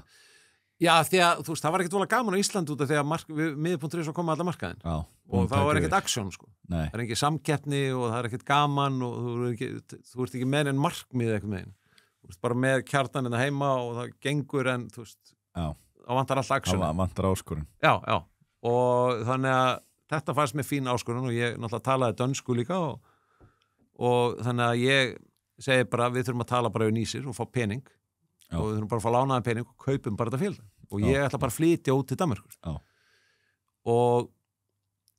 og þeir bara bara flott, gerum þetta og nýsir segir bara og við förum nokkuð út og ræðum við það og segjumst að kaupa það og ég og Einar Sævars förum bara alveg nokkrar ferðir út að hitta framkvæmdastjórnina og náum að koma þeim á þetta sé góð hugmynd og þá endar með þannig að við sem stökum lán hjá Straum sem var fjárstyrkjabankið á þeim tíma og þetta tefst aldrei sko, ég fer út sumara 2007 og við kaupum í lok febrúar 2008 og þá var svona ég man eftir þetta var að dragast og það var ekki nógu gott að þetta var að dragast þegar íslenska króna var að veikjast og danska króna var alltaf sterkar og sterkar þá var alltaf vermiðin alltaf hærri og hærri en við kaupum þetta í lok 2008 og ég flyt út bara strax til Köpen og byrja að vinna þar og svo fylgir Björn Hreiðar kemur yfir með kærastinn sinni og Einar kemur með konunni sinni aðeins setna svo loka á sig, hvað ég manna ekki og en svo náttúrulega og við byrjum bara, við tökum við þessu fyrirtæki að Billettlúin og við byrjum að sjá hvernig þeir eru að gera þeir voru með norskt kerfi sem við ætlum að henda og nota okkar kerfi en við komumst aldrei fljótt að því að okkar kerfi var ekkert að styðja hann á markað sko miðpunkt.is kerfið var bara ekki nógu öflugt af því að þau voru með eitt miðasölu kerfi í einu landi og þú selur alla með hana þá getur þú komist hjá fullt að dóti getur stjórnaði svolítið þá getur þú stjórnaði sem miklu betur, það var miklu einfaldara en þarna voru komin í allt annað umhverfi miklu meiri samkeppni og hérna búið að móta markaðin kannski svolítið. Já, búið að móta markaðin og þú veist, þarna varstu líka með þessi miðagjöld, þú varst með kortagjöld þú varst með miklu meiri traffík náttúrulega þú veist, þarna voru að selja náttúrulega bara U2 og Madonna og Bruce Springsteen og þú veist, og það var bara, þú veist kerfið að springa. Já, þetta var náttúrulega bara einu sinni í mánuði var eitthvað risanafn sem varst að selja á, sko. Þannig að þetta var allt öðruvísi og þá tóku við í rauninu miðjupunktur.is kerfið og endur forrituðum alveg stóran hlutaði og breyttum öllum gagnagrunnum og öllu því og gerðum svona mun betrum bættara útgáfu. En miðjupunktur.is hélt bara sinni útgáfu hérna heima á Íslandi. Refactorið kerfið svona. Já, bara alveg, tóku það bara alveg í gegn og forrituðum allt, eiginlega næstuði bara allt frá grunni aftur og réðum inn fólk hérna forritaði í Danmörku og þetta tók náttúrulega tíma að feita út gamla kerfi sem þeir voru með og færa yfir í hitt og við vorum eiginlega, og Billethúna þessu tíma var í rauninni ekkert með kerfið uppsett innan úr sjákurum. Þetta var bara marketplace eins og Ticketmaster. Já. Þannig að Billethúna var með norskt kerfi. Bara milliliður einhvern veginn. Já, og þeir voru bara að selja fyrir aðra, mikið af stóru tónlingum en þeir voru ekki með kerfið uppsett í ykkur leikhúsi eða eitthvað svoleiðis. Þeir voru ekkert í þeim bransa, sko. Já. Ticketmaster var mikið í því, sko. Og þannig að við þurftum í rauninu bara að skipta þetta kerfi og það tók alveg heilt árið eitthvað að forrita nýja útgáfu og svo skipta þessu út. Það tók cirka ár, það er samt ekkert langur tími og við unnum líka dálítið mikið en þá hvað ætla ég að segja að hérna já, svo gerist náttúrulega það að ég og Bjössi sitjum niður á skrifstofu og sjáum alla bankana hrynja heima lók 2008 og þá kom upp dálítið svona panic moment. Þá eru þið báður út í Danmörku. Já, þá voru ég og Bjössi fluttur út í manni hvort eina og fluttur út og þá hrynur allt hérna heima og fjárfestanir okkar lenda í svakalegum vandræðum sem nýsir og við í rauninni áttum okkur á því og svo fer allt í panik hjá tónleikvöldunum að því að Billethúna sat á náttúrulega fullt af peningum og þá voru allir hrættir að þetta fyrirtæki myndi fara niður að því að það var í eigu Íslendinga þannig að Danirnir fóru í smá panik líka en það var alveg góðu og hérna en þegar að já, svo tók þetta við fengum við sko smá tækifæri í febrúar eða eitthvað 2009 kaupið fyrirtæki í febrúar 2008 já, cirka ári sér þá fáið smá tækifæri það að reyna að selja fyrirtæki að því að nýsir fóru bara á hausinn bara selja allt fyrirtæki þá heima og á Íslandi já, og bara, já, miðjupunktur.is og fyrirtæki erlendis að því að lánið frá Straumi féll bara á okkur að því að þeir fóru á hausinn nýsir. Já, þannig að þið þurftu að fara að greiða það. Já, þannig að það var annarkvort bara að við myndum greiða það að þeir myndu eignast allt félagið. Já. Og þannig að við reynum að selja það. En þú veist, það var dálítið erfitt að selja fyrirtæki í febrúar 2009. Við fengum einhverja 6 vikur minnum við. Já. En, það er svolítið skammu tími. Já, og eins og ég segi, það var febrúar 2009. Já. Það gekk náttúrulega ekki. Og þá, svo bara í mæ 2009 fengum við pappirinn á skrifstofu og þá vorum við búin að missa allt. Já, búið að taka þetta af ykkur. Já. Þá eignaðist bara Straumur félagið og þeir eignuðust 90%. Við áttum bara 90% af því að Parken Sports and Entertainment sem á FCK fótboltaliðið og allt það, þeir áttu 10%. Já. Og hérna við vorum að selja allt fyrir FCK og allt það að nóti.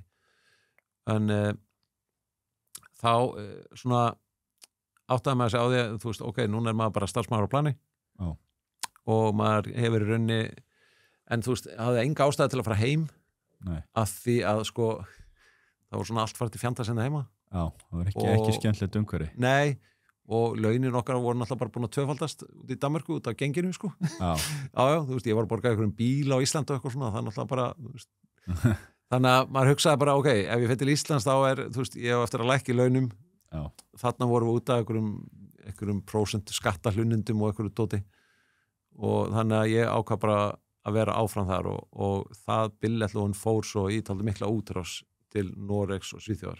Já, þú varst ennþá að vinna þar. Já. En þið voru þá bara búin að missa allan ykkar eignarhluti í félaginu. Já, það var bara tekin að ykkur.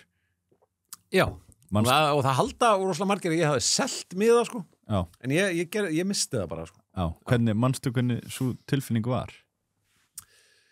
Ég man alveg nákvæmlega til deginu, sko. Ég man að ég og Björn Treiðar við kvittuðum undir pappirana og löpum undir framkvæmdastjóran sjá billettlóin og sagðum við hann að við ættum ekki neitt í þessu fyrirtæki lengur og að við ætluðum að hætta að vinna í dag og sagðum honum að redda okkur miðum á Kings of Leon sem vorum kvöldið að spila og sagðum svo við hann að við komum bara ekkert á morgunna þegar við erum að fara til að detti það var bara svoleiðis. Já, þannig að við fórum bara að duttum í það og fórum á Kings of Leon og mættum sent í vinnuna daginn eftir og bara, og hristum þetta á okkur. Ég varð ekkert eitthvað svakalega dán yfir þessu. Nei. Það voru svona þú veist, það voru aðrir hlutir sem að þú veist, það var fullt af öðru fólki sem var búin að lenda miklu verri ég meina, þú veist, og ég meina pabbi misti vinnuna á þessu tíma hana mér var það alveg hrikalegt. Já. Og þannig að þú veist, það voru hlutir sem að ég var, þú veist, þetta angraði mig ekki mjög mikið. Þetta var ótrúlega fullt og leðilegt og ég man maður var ótrúlega pirraður en það leið þjátt frekar snögt sko. Það þýtti ekkert að vera eitthvað að sakja sig og bara, þú veist, það var ekkert hægt að gera í þessu. Þannig að, en við ákvæðum bara að vera þarna áfram og vinna fyrir fyrir billettlóin og þú veist, okkur náttúrulega lofaði eitthvað að við myndum fá eitthvað bónus og eitthvað og svona en þú veist, við unnum og höfðum gaman að því. Já. Og billettlóin vann hann að velun fyrir bestu vefverslununa í Danmörku og svona þannig að þú veist, þetta var ótrúlega gaman. Já. Og mjög skemmtilegu tími svona þanga til svona eftir svona 3,5 ár að þá byrjaði þetta dálítið að hallast niður og verða dálítið bara erfitt og leiðilegt. Fyrstu 3 árin voru mjög skemmtilega hana en svo byrjaði þetta að versna. Já. Og þá við fórum í mikla útrás í Svíþjóð og Noreg og það var rosalega mikið vinnuálag og þú veist mikið að ferðalögum en ekki löng ferðalög þannig séð sko en þetta var bara og þú veist það var þú veist þú vorum að vinna fyrir rosalega mikið af menningarhúsum fyrir leikhús, symfóníur, óperuhús í Skandinavíu og þú veist það var rosalega miklu lofað sem átt að þróa. Já.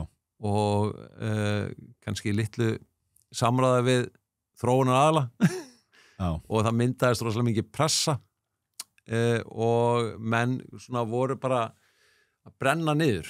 Já, Ertu að tala um búið að lofa viðskiptanum einhverjum fítusum? Já, bara búið að oflofa hlutum. Ofselja. Já, ofselja. Já. Og við vorum hana nokkrir í þróunadeildinni og í hvor deildinni hana sem að vorum yfir vörinu og því að þú veist, menn voru svona dálítið bara að detta niður einn og einn. Já. Bara, menn voru bara komnir í veikindafrí og voru búin að skilja og það var bara allt í rugli.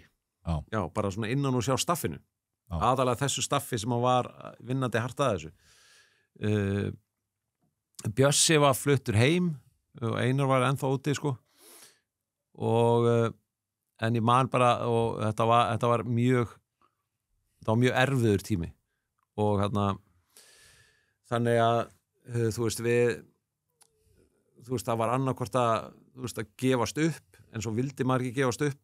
Nei. Út af því að þetta var ekkert með kerfið sem maður var búin að smíða og þannig að maður var svona þú veist og maður var dálítið líka svona það kom annar aðli sem að ég betur frá Björn Steinar Árnason sem að gera tics með mér hann byrjaði semst að vinna hjá mér að vinna hjá billettlóin úti og þar kynntist ég honum og hann var hann úti og þú veist þetta tók mjög hart á mig og hann og líka Björn Treiðar sko þegar hann kom og svo marga sem voru hann innan hús að vinna í vörunni og hérna þú veist, það voru margir dagar þar sem við vorum bara, þú veist, maður vann og svo fór maður í lokdags og þú veist, og fór á barinn og byrjaði að bitcha við vinnunni já, og hvað yfirmenninir eru umulegir og hvað þetta er umulegt og þetta er umulegt bara einhverju svona, bitir menn að tala illa erfiðu staðar að vera já.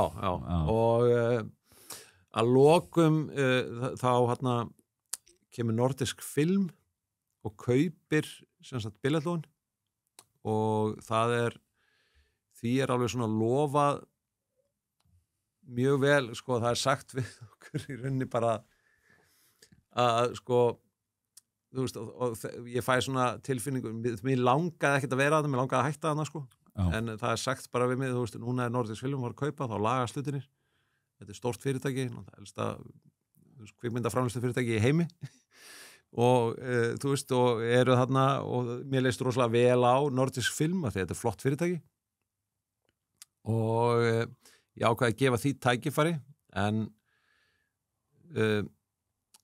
það var samt mjög, þú veist, ég var lítið á skrifstofunni, ég átti, þú veist, gat ekki unni með framkvæmdastjórnum lengur og það voru bara, ég var bara, þú veist, þetta var bara hræðilegu tími og ég man bara að ég fer hérna á, þú veist, við förum að sannfæra svona lokafund áður en Nordisk Film kvittar undir og hérna kvittar undir pappirana og borgar og að þá hérna var maður, þú veist, fór ég á fund með framkvæmdastjórnum og fjármálastjórnum hjá, þú veist, yfirmanni Egmont eða eitthvað, Egmont sem á Nordisk Film og átti að vera lofsyngja fyrirtækið og þú veist, og ég gat það ekkert, sko en ég var bara neittur til þess þú veist, ég átti bara að gera þetta er bara dagurinn fyrir undirritun og borgun að þá, núna erum við bara að fara á höfuðstöðar Egmont og þú verður bara setjast niður og láta eins og allt sé góð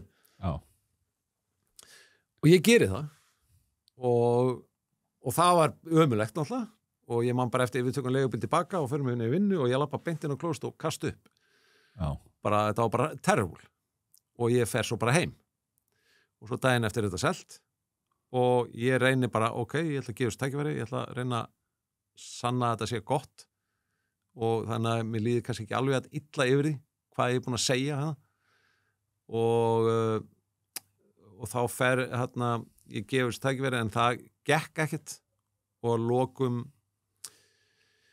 hálfu ári bara áður en ég hætti, rétt rúmlega hálfu ári að þá sit ég á fundi með Nordisk Film og sem sagt, ég mönnum hérna á billettlóin og þar gefst ég bara upp og segi bara Nordisk Film, þú veist, bara sorry þetta bara, fyrirtæki segi keyptu þið bara í ruglinu fólkinu líður illa, margir veikir út á álagi og þið bara keyptu skemmtan hlut og ég bara, þú veist, og ég laug eða bara að ykkur og mér finnst það bara ömulegt og það er ekkert sem ég get gert til að laga og ég ætla bara að hætta og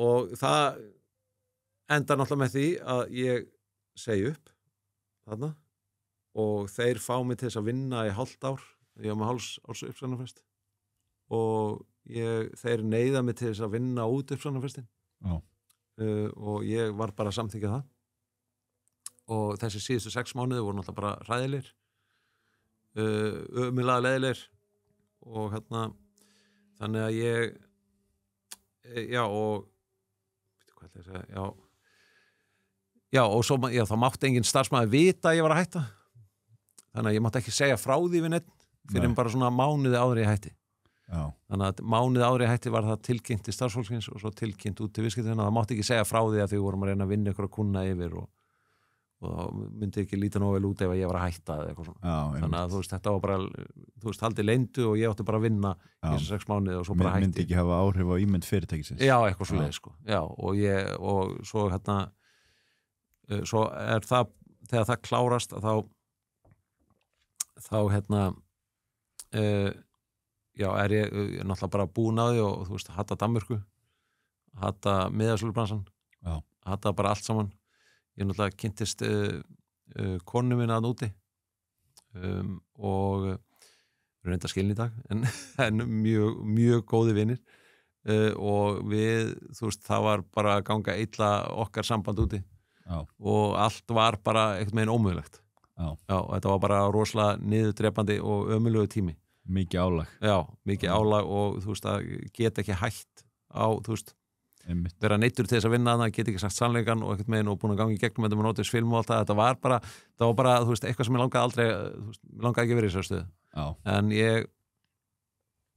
fer þá eftir það, þegar bara rétt á henni ég hætti að þá fæ ég símtal frá Kristjáni Jóns vinum mínum, sem ég var í rauninni ekkert búin að vera í miklu samskipti við heilengi. Og hann hringir í mig og segir tilkynna það að hann hafði heyrt bara að ég var að hætta og spurði mig hvað ég ætla að gera og ég sagði hann bara, ég veit ekki hvað ég ætla að gera, ég er í launum, sem sagt, ég er með laun í heilt ár út af samkeppnisklausu og ég bara átti mig ekki alveg hvað mig langar að gera en ég er ætla allavega ekki að vera í Danmörku. Og þá var hann nýhættur með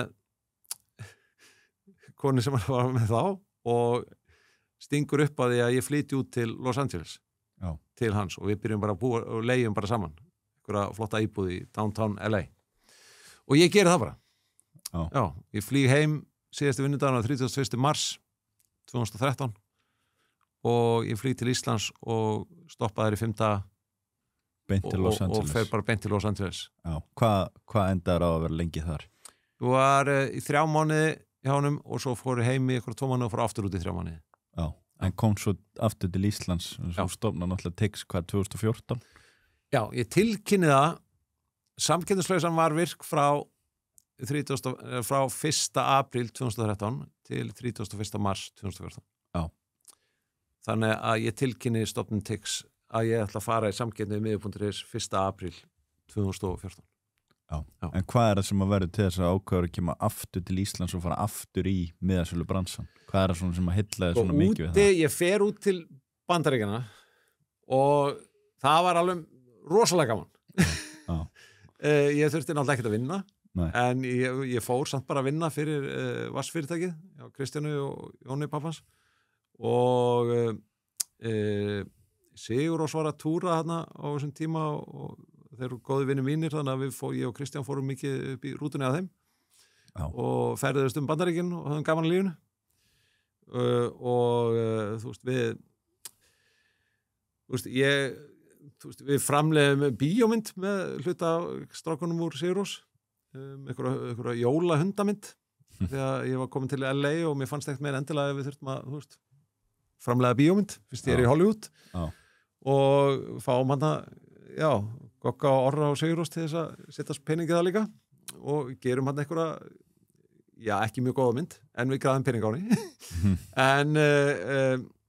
Og erum að leika og svo finn ég það eftir einhverja svona hálft ára eða eitthvað. Þú veist, það tók mig alveg marga mánuði að hætta að hugsa vinnuna, en svo fann ég alveg bara, ég saknaði aldrei miðabransins. En þú veist, það var ekkert miðabransin sem var leiðilegur í köpinn, sko. Það var bara vinnan. Já, bara starfið sem var starfið sem ég var í og umhverfið sem var hann að vinnustæð. Búin að missa allt frelsi líka. Já.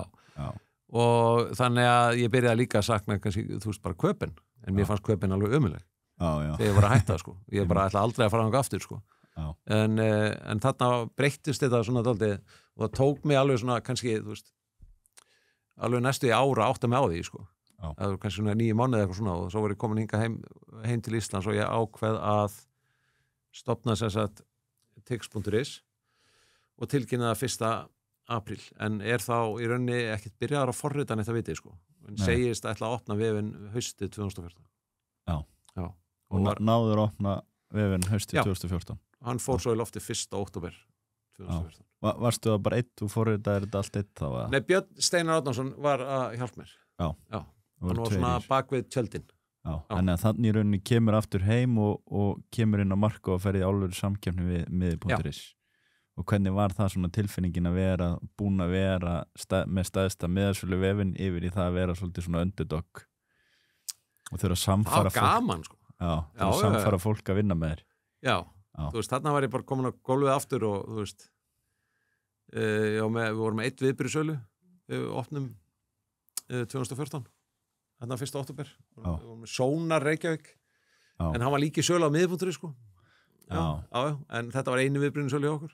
Þannig samkeppni báði megin. Já, og hérna við seldum 1 miða fyrsta daginn og það var Arnar Ólafsson sem er núna hönnun sem að sjá hönnun núna hjá Tix og hann keypti miðan af því að hann hálfpartinn vorkenndi fyrir að því að við vorum út að borða kvöldi að fagna þessu og ég var alltaf aðtuga síman hvort það voru búið að kaupa eitthvað sko.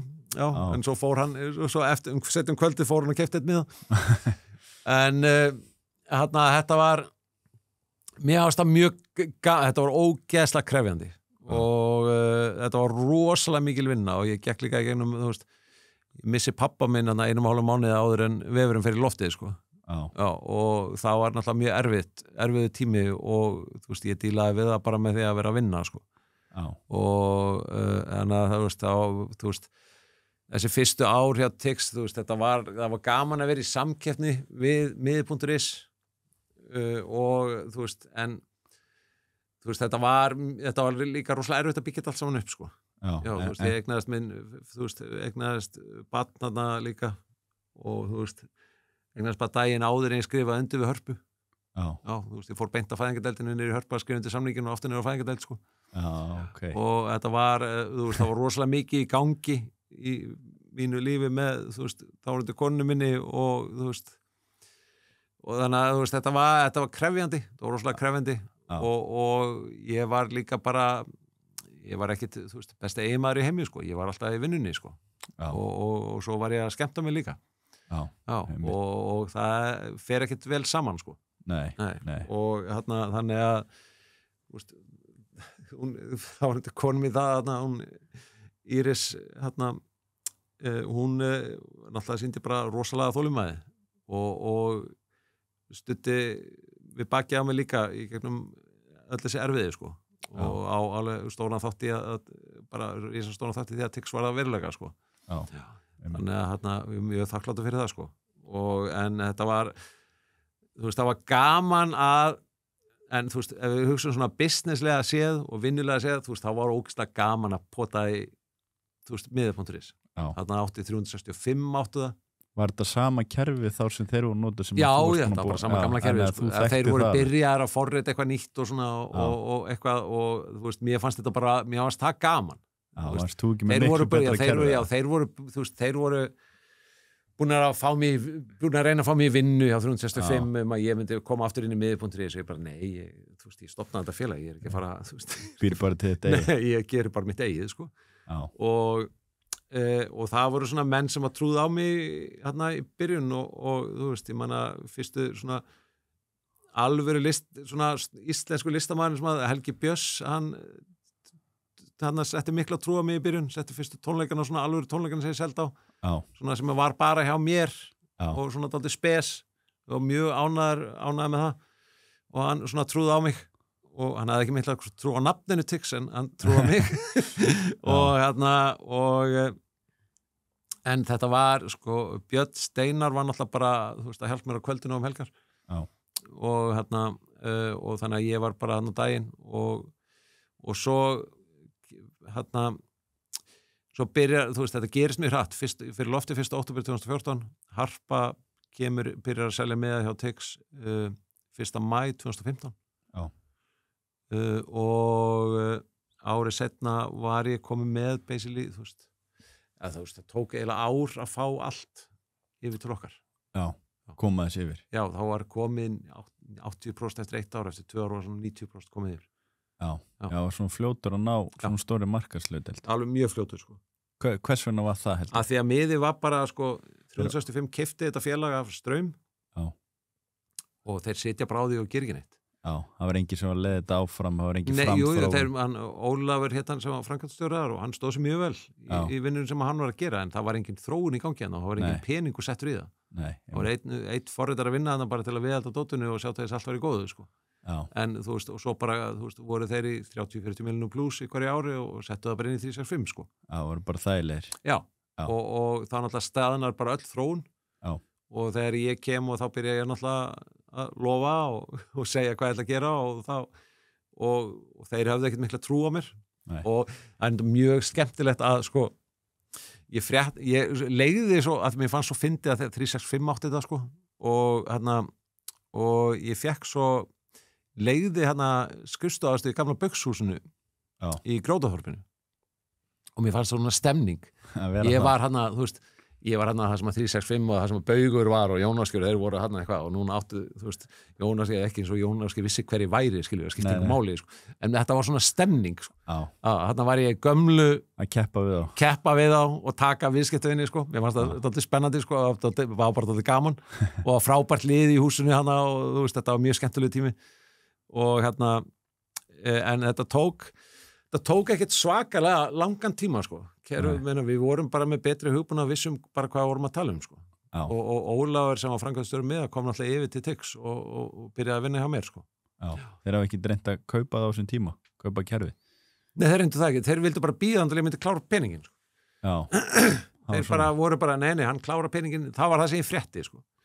Og sko í febrúar 2014 var ég, þú veist, ég var ekki búin að hafa neina tekjur og þá var stóði eiginlega frammi fyrir því svona, ok, núna er ég búin að vera, þú veist, ykkur 5 mánuði með þetta og þú veist, þetta er ekki að gefa eiginlega neitt eins og þú veist, en ég er að ná hörpu og þá byrja boltinn að rúlla, veit ég og Ísi hjá Senu náttúrulega þekkir mig og treystir mér og veit, þú veist, hvað ég get boðið upp á og hérna, þannig að en ég stóð fyrir svona hálfpartin við í febrúar hann að annarkvort myndi ég þurfa að taka eitthvað lán til þess að fleita mér áfram næstu mánuði eða að fá eitthvað fjárfestinn til þess að koma eitthvað smá pening bara. Fækstu fjárfestinn? Nei, þá kom ávísum frá Hollywood. Frá myndinni? Já, frá hundamyndinni sem ég gerði með Kristjánu vinum mínum og Sigurós. Og þá hafði myndin verið seld til Hollands og Þýskalands og búið að döbbana Walmart hafði keypt einhver 30.000 eintök og þau seldust upp og þetta er algjör B-mynd, sko en þú veist, þetta var bara mynd 3 hunda sem að bjarga jólunum, þetta er eiginlega eins og Home Alone ef maður 3 hundar staðan fyrir Kevin, sko og hérna og það kemur ávísum bara það og svo ávísum bara bjargar að ég þarf ekki neitt pening, sko og hérna þannig að hundamyndin bjargaði runni því að ég þurfti að fjármagnaði þetta ævintýri? Já, fjármagnaði þá ævintýri, þú veist, ég bara fjármagnaði fyrst sjálfur og svo kom þessi auka peningur hundamyndinni og náði að fleita mig áfram og svo byrjaði ég að fá, þú veist, fekk ég Senu og svo fekk ég hörpu þarna og svo byrjaði boltinn að rúlla almennilega, sko. Þannig að það var eiginlega bara svona, ég bjóst ekkert við að fá neitt peningur hundamyndinni en að það bjóst enginn við því, en það gerist. En það skilaði sér. Já. En manstu eftir þegar þið byrjaði loksins að Tix byrjaði raunin að standa undir sér eða skila alveg tekjum, þannig að það var það þegar að Harpa kemur inn?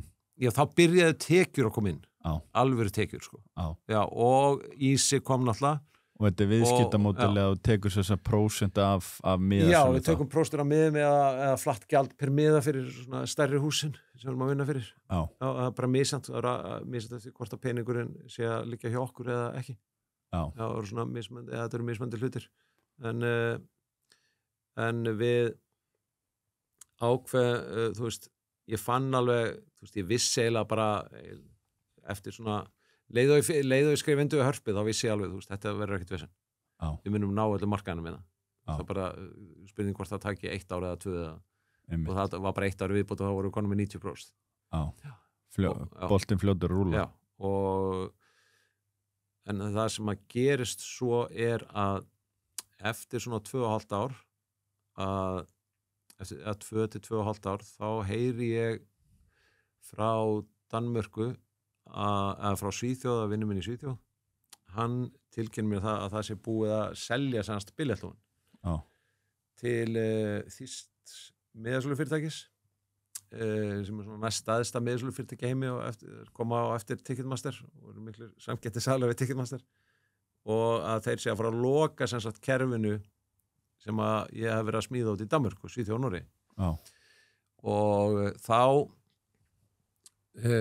opnast aldrei svona gáttin upp hana það að ég geti farið í samkeppni farið út aftur, aðra útrás og mér langaði ekkert í samkeppni við billettlúan að þeir voru með kerfi sem ég var búin að þátt í að smíða, sko.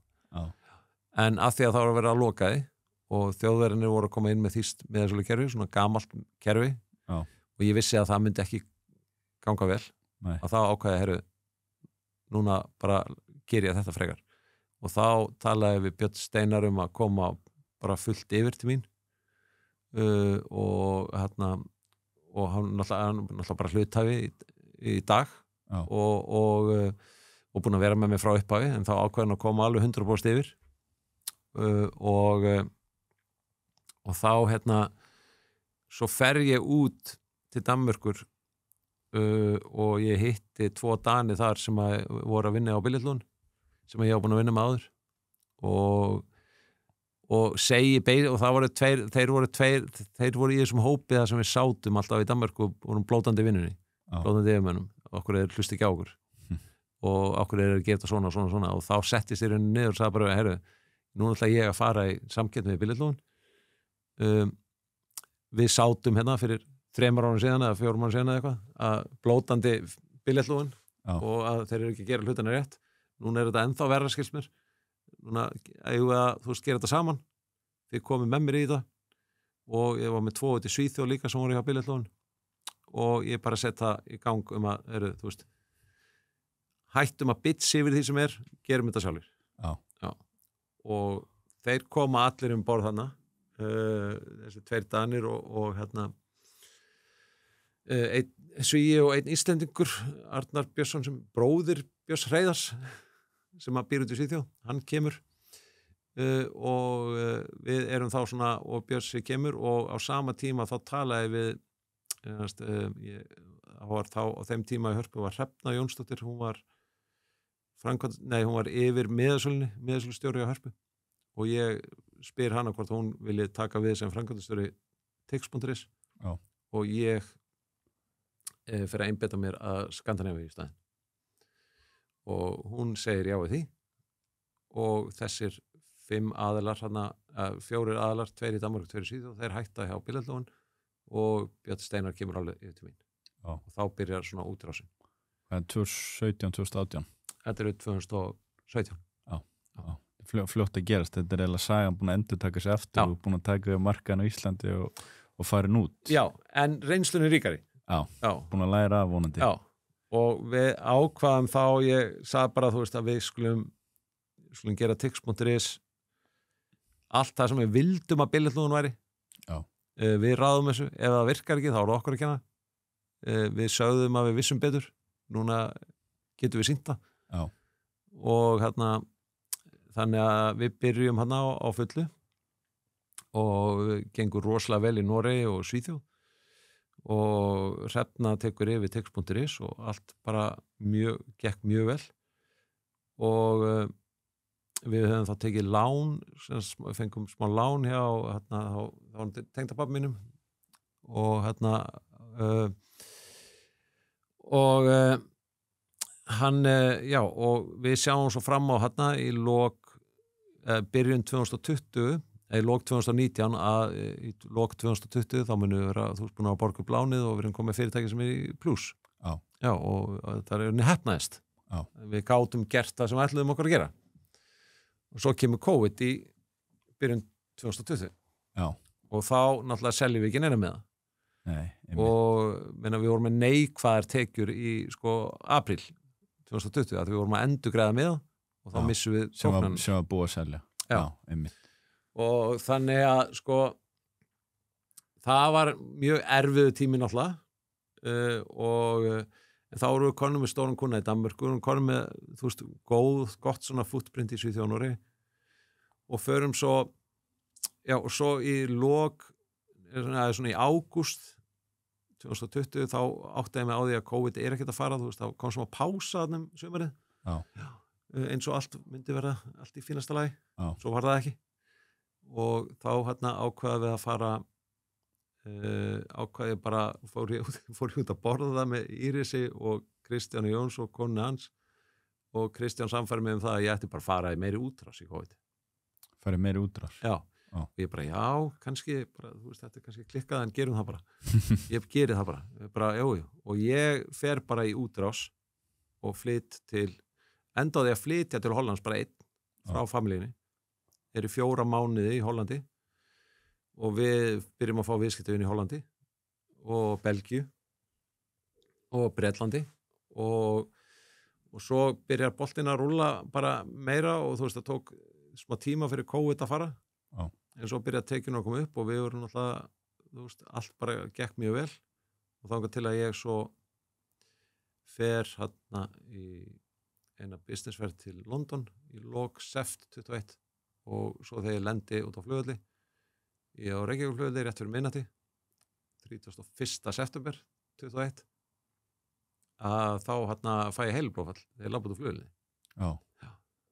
og þá breyttist runni allt við það að ég var þá basically bara tekin úr umferð ég gat ekkert unnið og var bara komin í endurhæfingu á Grensás og náttúrulega staffið mitt þurfti að stíga upp líka ég var með rosalega marga hatta á höfðinu sko á þessum tíma og þannig að ég reyndi að koma að vinna aftur en það gekk ég kom aftur einhverjum 4 mánuði síðar og reyndi að fara í vinnuna og svo ég var bara sendur heima því ég myndi ekkert gæti ekkert verið þarna sko.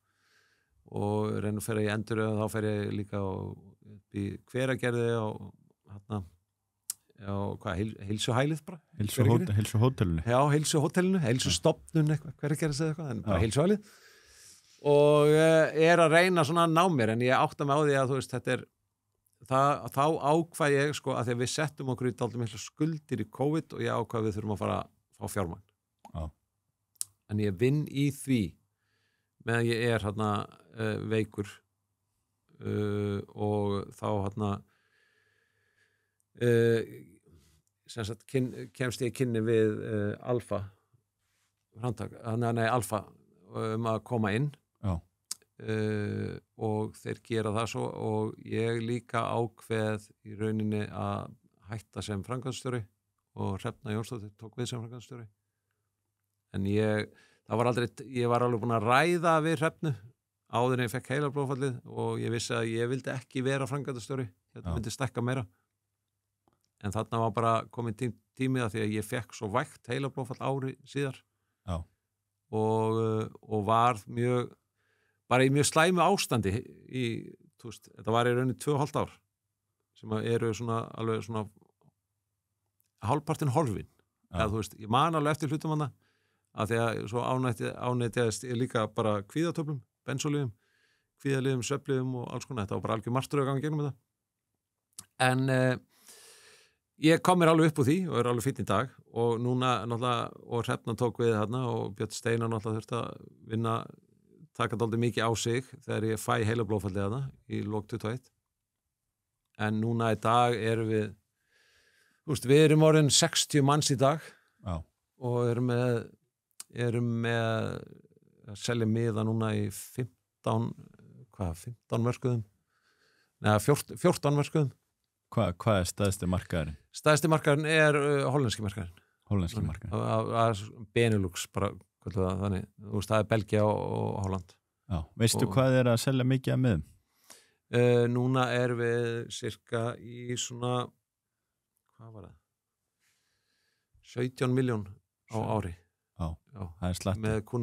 Með þann kunnafjöldasögurum í dag. Við erum með 230 hús. Já. Cirka 230 menningarhús og þá heima eru bara það er bara Harpa, Borgarleikhús, Þjóðleikhús og Salurinn í Kópavogi og svona, þetta eru og menningarfélag Akureyrar, þetta eru húsin okkur á Íslandi 5 en úti erum við þannig að við erum með 230 hús úti og Svíþjóð er mjög gengur mjög vel, Noreg gengur mjög vel Danmörk gengur mjög vel og stækka mjög mikið upp á síkastið og hollenski semst Benelux markaðurinn gengur þurfum að vera með sér fyrirtæki við erum semst með fyrirtæki í Hollandi og við erum með fyrirtæki í Danmörku, Svíþjóð, Noregi, Finnlandi, Bretlandi, Bandaríkjunum, Ástralíu og Þýskalandi og erum núna að selja í Ísland, Færeyjar, Danmörk, Svíþjóð, Noregur, Finnland, Holland, Belgia, Bretland og svo ertu með Austurríki og Þýskaland og Ástralíu. Já, þeir eru heldur betur búin að fara í útrás. Já, miklu meira heldur en ég ætlaði mér. Já. Og þetta er orðið miklu stærra heldur en ég nokkuð tíma gæti óra fyrir það myndi vera, sko. Er þetta sama kerfið allstaðar eða eru þið? Já, sama kerfið allstaðar í öllum. Þú mútt ekki að kopja þetta. Nei, læra mistökunum, sko. Hún læra því. og þetta er eitt kerfi Já. en það er líka, þú veist við erum að breyta hellinga infrastruktúr hjá okkur og svo framvegis sko. Þetta var ekki kannski hannað fyrir að vera svona mjög stórt. Nei, þannig að það eru búið að vera ákveðin challenges að geta fært okkur upp í þetta sko. Þetta var kannski, ég hugsaði kannski þegar ég byrjaði á Tix.is að kannski myndum að vera erlendis einhvern tímann, en þú veist, í þessari stærra gráðu bara enga veginn sko. Við erum að fara í loft eftir mánuð með risa leikhús í Ástralíu. Já, og þú veist, við erum með starfsmann í Ástralíu og vorum að senda 2 starfsmenn til Ástralíu bara í fyrradag sko. Já, og þau eru nýkomin til Ástralíu. Sjá innleiðinguna. Já, eru að sjá innleiðing og fleira þarna og þjálfun og finna meira staff og svo framvegis. Og þannig að þetta er orðið alveg, þú veist, við vorum núna síðustu helgi í Gautaborg með hitting fyrir starfsfólkið, við gerum það einu svona ári og þar, þú veist, maður að sjá, þú veist, það er runnið að svona besta við þetta allt saman og þú veist, Tix heitir Tixlið semast erlendis og við erum bara að vinna fyrir þessi menningarhús, engin íþróttahús eða ekki neina stórtónleika eða neitt svoleiðis og það er eiginlega svona skemmtilegast í þessu öllu er eiginlega, þú veist, starfsfólkið sem maður er búin að sjá í gegnum árin blómstra. Þú veist, Hrefna byrjaði sem, þú veist, að rífa miða í Íslensku óperunni og núna er hún framkvæmdastjóri hjá fyrirtæki sem er að selja miða í 14 löndum. Og þú veist, þessir aðalega sem að byrjaði hjá mér og fyrir 8 ára síðan að fara í útrásina í Skandinavíu, þú veist, þetta er bara yndislegt hvernig þetta fólk er búið að vaksa í starfi og hvað er búið að standa sig vel og þú veist, þegar ég veikist þá náttúrulega steppar þetta fólk upp og tekur miklu meira að sér heldur en það ætti að vera að gera og þú veist, það er eiginlega svona og svo bara að vera til dæmis út í Gautaborg síðustu helgi að með öllu þessu starfsfólki og maður sér, þú veist, við vorum eitthvað rúmlega 50 manns og þú veist, þau eru að faðmast og hafa gaman og dansandi og skemmtandi sér og þú veist, og þetta fólk hefði ekkert þekkst annað sko, og mörg er svo góð vinir, þú veist, og þau sem eru í Ástralíu núna, þau eru bara, við leiðum bara íbúð fyrir þau og þau eru bara saman þar og finnst það geðveikt, verða þar í 3 vikur og pröfa eitthvað nýtt og bara það er svona það mest svona rewarding við þetta, myndi ég að segja það er ekki eitthvað með einn successið á Tixlið, það er eitthvað með það er náttúrulega æðislegt en þú veist, það er staffið eitthvað með hvernig maður er búin að sjá fólk sem maður er búin að sjá að vaksa ekki árin sko. Einmitt. Þú talar áðan eða svona í byrjun þáttarins hvað væri slæmt að selja sko sama sæti 2 hafið þið einhvern tíma lent í því? Já, ég hef lent í því mjög illa einu sinni það var meira sér á Sigurróstónungum Hérna á Íslandi það? Já, hérna á Íslandi. Það var hjá miði.is og það var út af því að það var ekki tæknileg mistök, það voru mannleg mistök.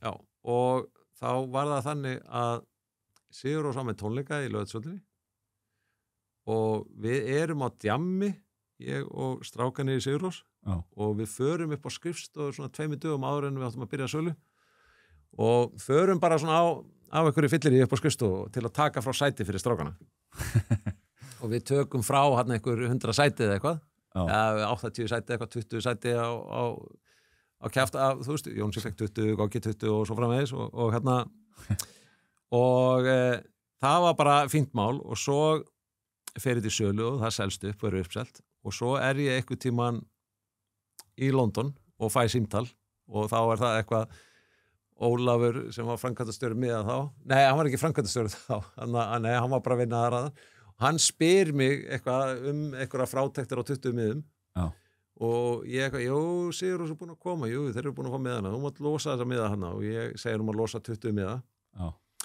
og þeir eru svo seldir og svo mæti ég á tónleikana og þá hafði ég losa semast alla boðsmiða sem að Jónsi átti og þetta var náttúrulega bara fjölskyldan að sjónsa og vinir og þeir voru ekki með sæti Nei. Og þú veist, það var heppnið að þetta var samt fjölskyldan en samt var þetta ógeðslega vandræðilegt að því þetta var fjölskyldan en þú veist, fólk tilti sér í tröppunar við náðum að redda þessu og allt það en það er svona kannski það svona stæðstu mistökin á svona. Já, þetta hefði kannski verið verra að það verið búin að selja 2-3 viðskiptum saman sæti sko. Já, ég hef ekki lent í því. Þú er ekki lent í því? Nei, ég hef ekki lent í því sem betur fer og það alveg mjög mikið átt að lenda ekki en ég hef lent í slæmi út í þú veist, í Danmörku, skilju þú veist, þegar við vorum að selja á stóru sölu kannski með 100 manns á vefnum í einu að kaupa YouTube-miða og þú veist, það selst upp og það var allir brjálaðir sko. Já, varst ekki búin að minnir einhver viðbörð en í Íslandi að varstu með svona biðru? Já, við erum alltaf með biðru fyrir það svona stór. Það er alltaf biðru. Er einhver sérstök svona ástæði fyrir því? Það þú veist, tæknilega, það er alveg hægt að setja upp kerfi sem að getur selt 1.000.000 miða á 1 mínútu, en það er engin hagur að því fyrir þeim. Og fyrir tónleikahaldarna er það í rauninni engin hagur á. Nei.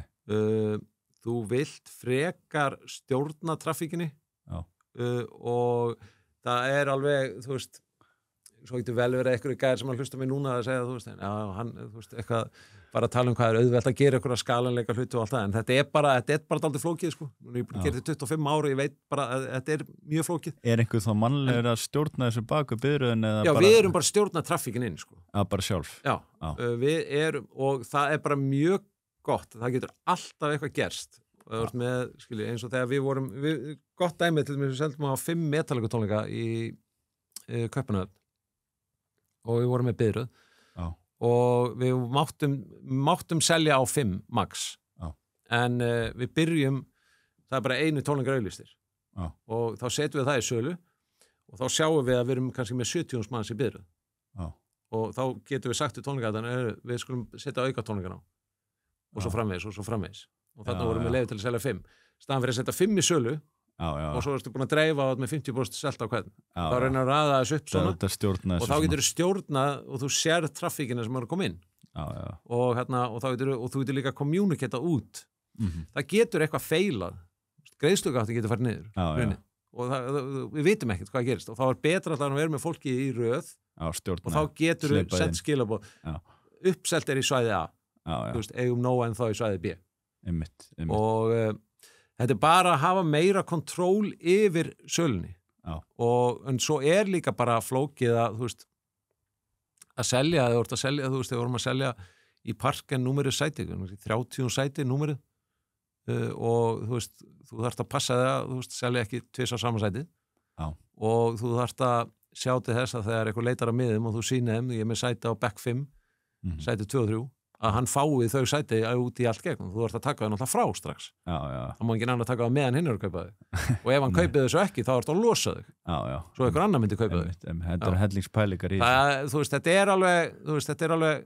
þetta er mjög trikki og því stærra umhverfið sem hann fer í því flóknara verður það sko.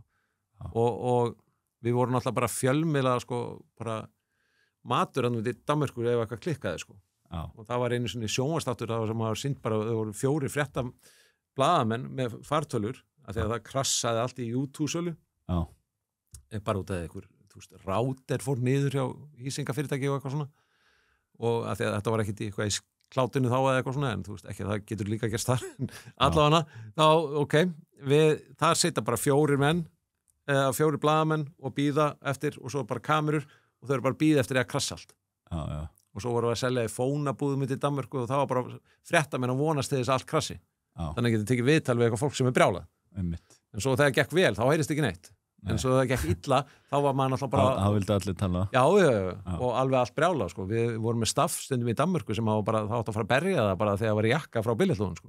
Af því að eitthvað fekk ekki miða sko. En hvað er svona stæðsti viðburðin sem við selt á flesti miðar? Það var ég held að það hefur verið Bruce Springsteen í Horsens sem við seldum á ég held að það hefði verið 80.000 miðar eða 80.000 miðar já, við minnir það 70-80.000 miðar á eina tónleika já. En hérna heima það er Ed Sheeran hvað voru það margir miðar? Það voru 16.000 miðar minnum og það var einmitt það voru 2 tónleikar og Justin Bieber var náttúrulega mjög stórt líka en Ed Sheeran var staðstað þetta voru yfir 30.000 mann sem að fóru á Ed Sheeran svona staðstað tónleika í rauninni sem að hefur verið haldið sko. Já, og það var náttúrulega sena sem var með það og þetta var náttúrulega bara alveg æðislegt sko. Já, og magnað að sjá það sko. Og hérna þetta gekk rosalega vel. Justin Bieber salan, þegar við vorum með hana þá var margir alveg brjálaðir og svona Íslendingar fatt ekki alveg að þú veist þarna verður að selja Justin Bieber og þá var bara fólk foreldra sem að vissu barnið mitt þarf að fara á þetta en þú veist við vorum ekkert með nóg á miðum og þá bara fólk brjálað það fær ekki með en þú veist ef þú ert með 10.000 miða og ert með 20.000 mann sem vilja þá ertu með 10.000 mann sem brjálað og það skiptir engum máli hvað að segja við það sko. En þú veist það var eftir Justin Bieber þá var bara flett upp hver ætti tix.is og bara fyndi út af því og þá bara hringt beint í mig þú voru alveg lent í því? Já, ég lent í því bara oft á Justin Bieber sko, sérstaklega Justin Bieber sko. Tókst ekki bara númerið þetta út einhvers staðar? Ég bara hætti að svara í nokkra daga sko. Þetta var bara, það voru bara fullandi menn og konur að hringja til mig ég var með mann alveg brjálaðan á línni sem að bara sagði við mig að ég ætti að tala við dótturins og útskýra fyrir dótturins á hverju ég hefa ákveðið að eyðileggja jólin hennar og svo voru menn sem að mættu bara niður á skrifstofu settust bara niður með mér og vildi bara, ég held að ég væri að fara eitthvað businessfund og svo var þetta bara eitthvað maður sem átti dætur fekk ekki með það enda með að við þurftum að vera með gæslu sko niður á skrifstofu og tix það var svoleiðis þegar það var svo mikið að fólki að koma ángað og fólk brjálað og fleira sko fólk finnst bara ef að Justin Bieber spilar á Íslandi þá það bara mín almenn mannréttindi að fá miða og svo það kvartandi yfir því náttúrulega að fólk sé að fyrirtæki sé að kaupa miða hvað, þú veist, ef þú heldur tónleika þú vilt selja alla miðana þú veist ekki að halda tónleika þú veist, það kvartaði enginn yfir því þegar að þú veist hvað var ekki 50 Cent sem að spilaði hérna í einhverju ammali hjá okkur einhverju bankaköllum ég meina hann þú veist, það var ekkert kvartaði yfir því að fá ekki miða á þá tónleika nei. Þú veist, það er bara enga fyrirtæki eru með fyrir, þú veist, það er verið að halda tónleika fólk, það er ekkert sjálfsög mannréttindi að fá miða og fólk veit þetta alveg ellendis en hérna heima þegar Justin Bieber var fólk var bara brjálað sko. Ég trúi því og ég bara sko ég misti álitið á bara þú veist á fullóttu fólki bara þú veist núna ég alveg fullóttu ég bara misti alltaf álitið á íslensku þjóð í svona nokkra daga eftir Justin Bieber ég fekk hellingasýntulum á fólki sem var alveg brjálað ég trúi því en það ég hef ekki lent í átt slæmu og það aftur fólki kannski aðeins að lagast það er kannski að læra það er kannski að læra eftir þá tónleika þetta er náttúrulega bara kannski svona fyrstu skipti sem eitthvað svona svakalega stórt svo heldum við, svo voru aukatónleikar sko og þeir voru daginn áður og þá voru allir brjálæðir af því að þau voru með miða á fyrri tónleikana en þeir vildi fara en þarna voru alltaf að selja miða á tónleikar sem voru fyrir daginn og þá og fólk að hringja, þá er þau búin að sjá Snapchat frá vinu sínum og eitthvað þú veist, þetta bara fólk er bara klikkað sko heldur ekki alla sátta sko það er aldrei hægt að gera alla sátta sko og í Danmörku er þetta alveg eins við vorum með 120.000 manns á vefnum og vorum með kannski 50.000 miðaði sölu þá vorum með 70.000 manns sem eru brjálaðir og hverju með er að kenna þeir miðasölu fyrirtæki verða að finna einhvern og þá er það bara við sko einmitt en svona að þessu öllu sem við búin að tala náttúrulega og búin að gera gífulega mikið hérna heima og náttúrulega úti í Danmörku og öðrum löndum og svona en hvar sérðu svona eins svona spurning kannski í lokin árum við hérna slöfum þessi hérna sér svona sjálfað eftir 10 ár með Tix, hvaða verkefnum er að vinna í núna talaður með einmitt aðan að þeir eru komin kannski tölvöld meiri útrás en þú ætlaði þér eða gera þér grein fyrir 10 ár frá, ég get ekki einu svona ímynda mér hvernig það væri eftir 10 ár sko. Nei, er vinnuálægi það eins mikið í dag og það er búið að vera alltaf mikið upp á síkastið en það eru ýmsar ástæður fyrir því en þetta er ekki ég er ekki kannski jafn stressaður yfir þessu eins og ég var og það er eiginlega heilablóðfallið sem að breytti því sko og að þú veist, ég er búin að vera að vinna eins og mikið núna síðastlega mánuði en ég finn að ég er ekki þú veist, ég verð ekki kvíðinn eða svona, finnst ég verið undir álagið þú veist, það er alveg auðvitað að koma dagar þar sem maður er dauðþreyttur og þú veist, ég er nýkomin núna á einhverju vinnuferð og flakki og þú veist, ég er dauðþreyttur í gær þegar ég kom heim sko auðvitað að koma þannig dagar, það kemur höllum sko en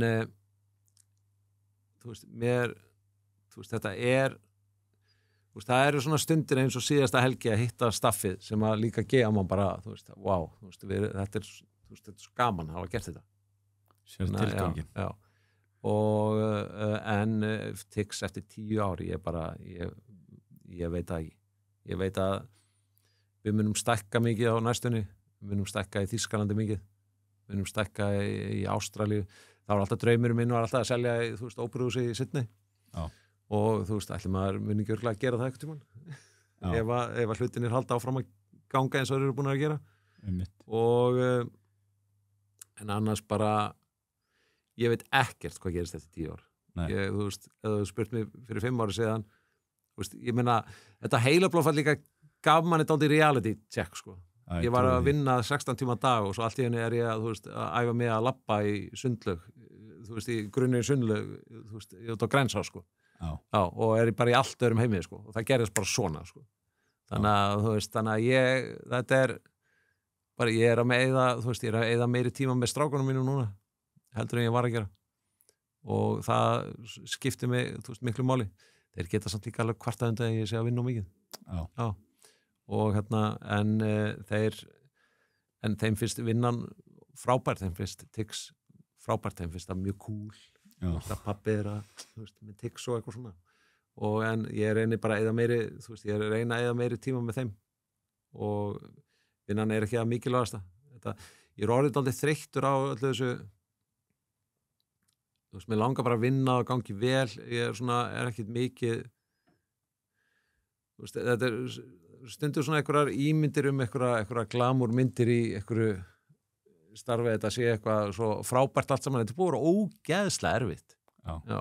Og ég bara, og þetta er ekkit búið að vera eitthvað, auðveldu leikur eða grein, ég er búin að ganga í gegnum, bara ótrúlega mikið af, erfiði leikum á leiðinni, sko. Og og það er búið að bitna á, það er búið að vera erfitt fyrir fjölskylduna mína, þetta er búið að vera erfitt fyrir vini og bara allt, þetta er þessi 10 ára rússíbani, eða næstu í 11 ára rússíbani með, Tix er búið að taka rosalega á. Og þetta er successful og allt það, en þetta er ekki, þetta er búið að kosta helling annað en pening, sko. Já, fórnir og annað. Já, það er búið að vera hellingsfórnir í kringum það og líka, þegar maður ég veit ekki ákveðu ég fekk heilablóðfall, að læknarnir segi ekki ákveðu, en þá var pottið út að ég var nú mikið. Já, mikið álega of langa tíma. Já, ég var náttúrulega bara, aðleitana í Rotterdam í 4 mánuði ykkur íbúð í miðju COVID-i og vinnandi bara 16 tíma á dag okkur einstu degi. Já, og ferðaðist alveg eins og vitleysingur. Ég var 60 daga í sóttkví COVID, sko, að því ég var alltaf að ferðast, sko. Já, það er alltaf svakalegt. Þá var ég bara vinnandi, maður fór maður vinnuferð í 5 daga og fullu og kom tilbaka og fór í ykkur íbúð eða í sumarbústaði í 5 daga og vann þar og fullu og var svo heima með börnunum og þetta var bara mjög erfitt allt saman. Og svo, þannig að þetta er ekki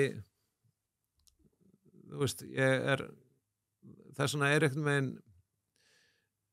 að ég var allt öðru sig einhvern veginn með svona hugsunna af fyrirtæki og reksturum fyrir heilablóðfallið, hann breyttist aldrei mikið eftir heilablóðfallið. Já. Við erum bara að selja miða okkur á viðbyrju, sko. Við erum ekki að berga heiminum, sko. Og þó að fólk fá ekki, miðan sinna á okkur að tónleika, það er ekki end of the world, sko. Nei. En, en ég kannski aðslætt að setja ef að viðskipturinn sé að hlusta á mig, en það er það ekki, sko. Já, við viljum að allt sé að ganga smúð, við leggjum okkar besta til að gera og starfsfólki á mér er bara frábært hvað stendur sér vel. Já. Og er tilbúið að fórna, sko, sínum frítíma og blóðsvit og tári að láta hlutina ganga upp, sko. Þegar þetta er ekkit auðvelt oft, sko. Nei. Og það eru margir sem að gefast upp á þessum bransa, sko, af því að hann er bara mjög erfiður. Og það er enginn sem óskar sér að fara þegar þú ferð og hittir ticketing fólk út í Evrópu eða okkur ráðstöðnum með eitthvað. Það er enginn sem óskar sér að fara í, það er enginn sem er á planu, ég ætla að fara í ticketing og eitthvað svona. Nei. En svo fer fólk inn í það og rosalega erfitt með að dragast út úr því, sko. Já. En svo eru sumir sem að fara bara yfir og bara make it ekki, sko. Þetta er bara auðvitað álægi, sko. Já.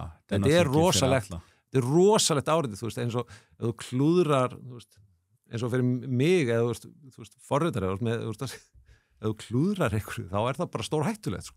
Það er bara, við vorum við vorum stundum að lenda eins og með fótboltaklúbbarnir í FCK og svona, þá voru menn bara komandi upp á skrifstofa því að þeir gleymdu endun í árskorti sitt og þeir voru að fara á fótboltaleik og þeir voru bara sótölvaðir, bara húligans og sem að starfsfólkið þurfti að læsa sér á skrifstofu og eitthvað svona að því að þeir komu bara að trassa pleysið sko. Þannig að það er fínt að vera ekki í íþróttabransan sko. Íþróttabransan í Íslandi er rólegri sko. en það er, þetta er krefjandi en í endur þetta deg, þetta er ekki alveg en þú erum samt að gefa fólki stundum staðstum augnablik þau eru að fara á tónleika og upplifa eitthvað stórkostlegt þetta á að vera skemmtileg upplifun myndir segja allt þetta öll þessi vegferð og allt þetta sem þú búin að fara í gegnum hafi verið þess virði að fara í gegnum það er ekki takt að svara því sko. Nei, að hlut til ekki sko. Nei.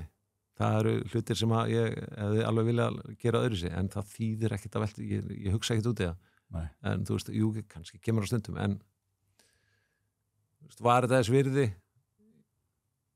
það verður bara komið ljós en þú ert sáttur í dag já, ég er á góðum stað í dag og bara mjög sáttur og stoltur að því sem ég hafa búið að gera þannig að það er bara það er alveg hreinu, ég er mjög stoltur að því það verður gaman að sjá hvað næstu 10 ár eftir að hafi för með sér ég kemur til 10 ár og þá segir ég hvort að það hafi verið þess virðið eða ekki þá svarar spurningunni bara glæsilega Sindri, takk fyrir að koma og gefa þér tíma í þetta og búið að vera mjög gaman að spjalla við bara takk samleiðis og bara takk fyrir að bjóða mér bara takk fyrir að hlusta á þennan þátt af Íslenska draumnum sjáðu til þess að þú missir ekki af næstu þáttum og farið inn á íslenskidraumurinn.is og skráðu á póstlistan hjá okkur við sendum tilkynningu leið og næsti þáttur fer í loft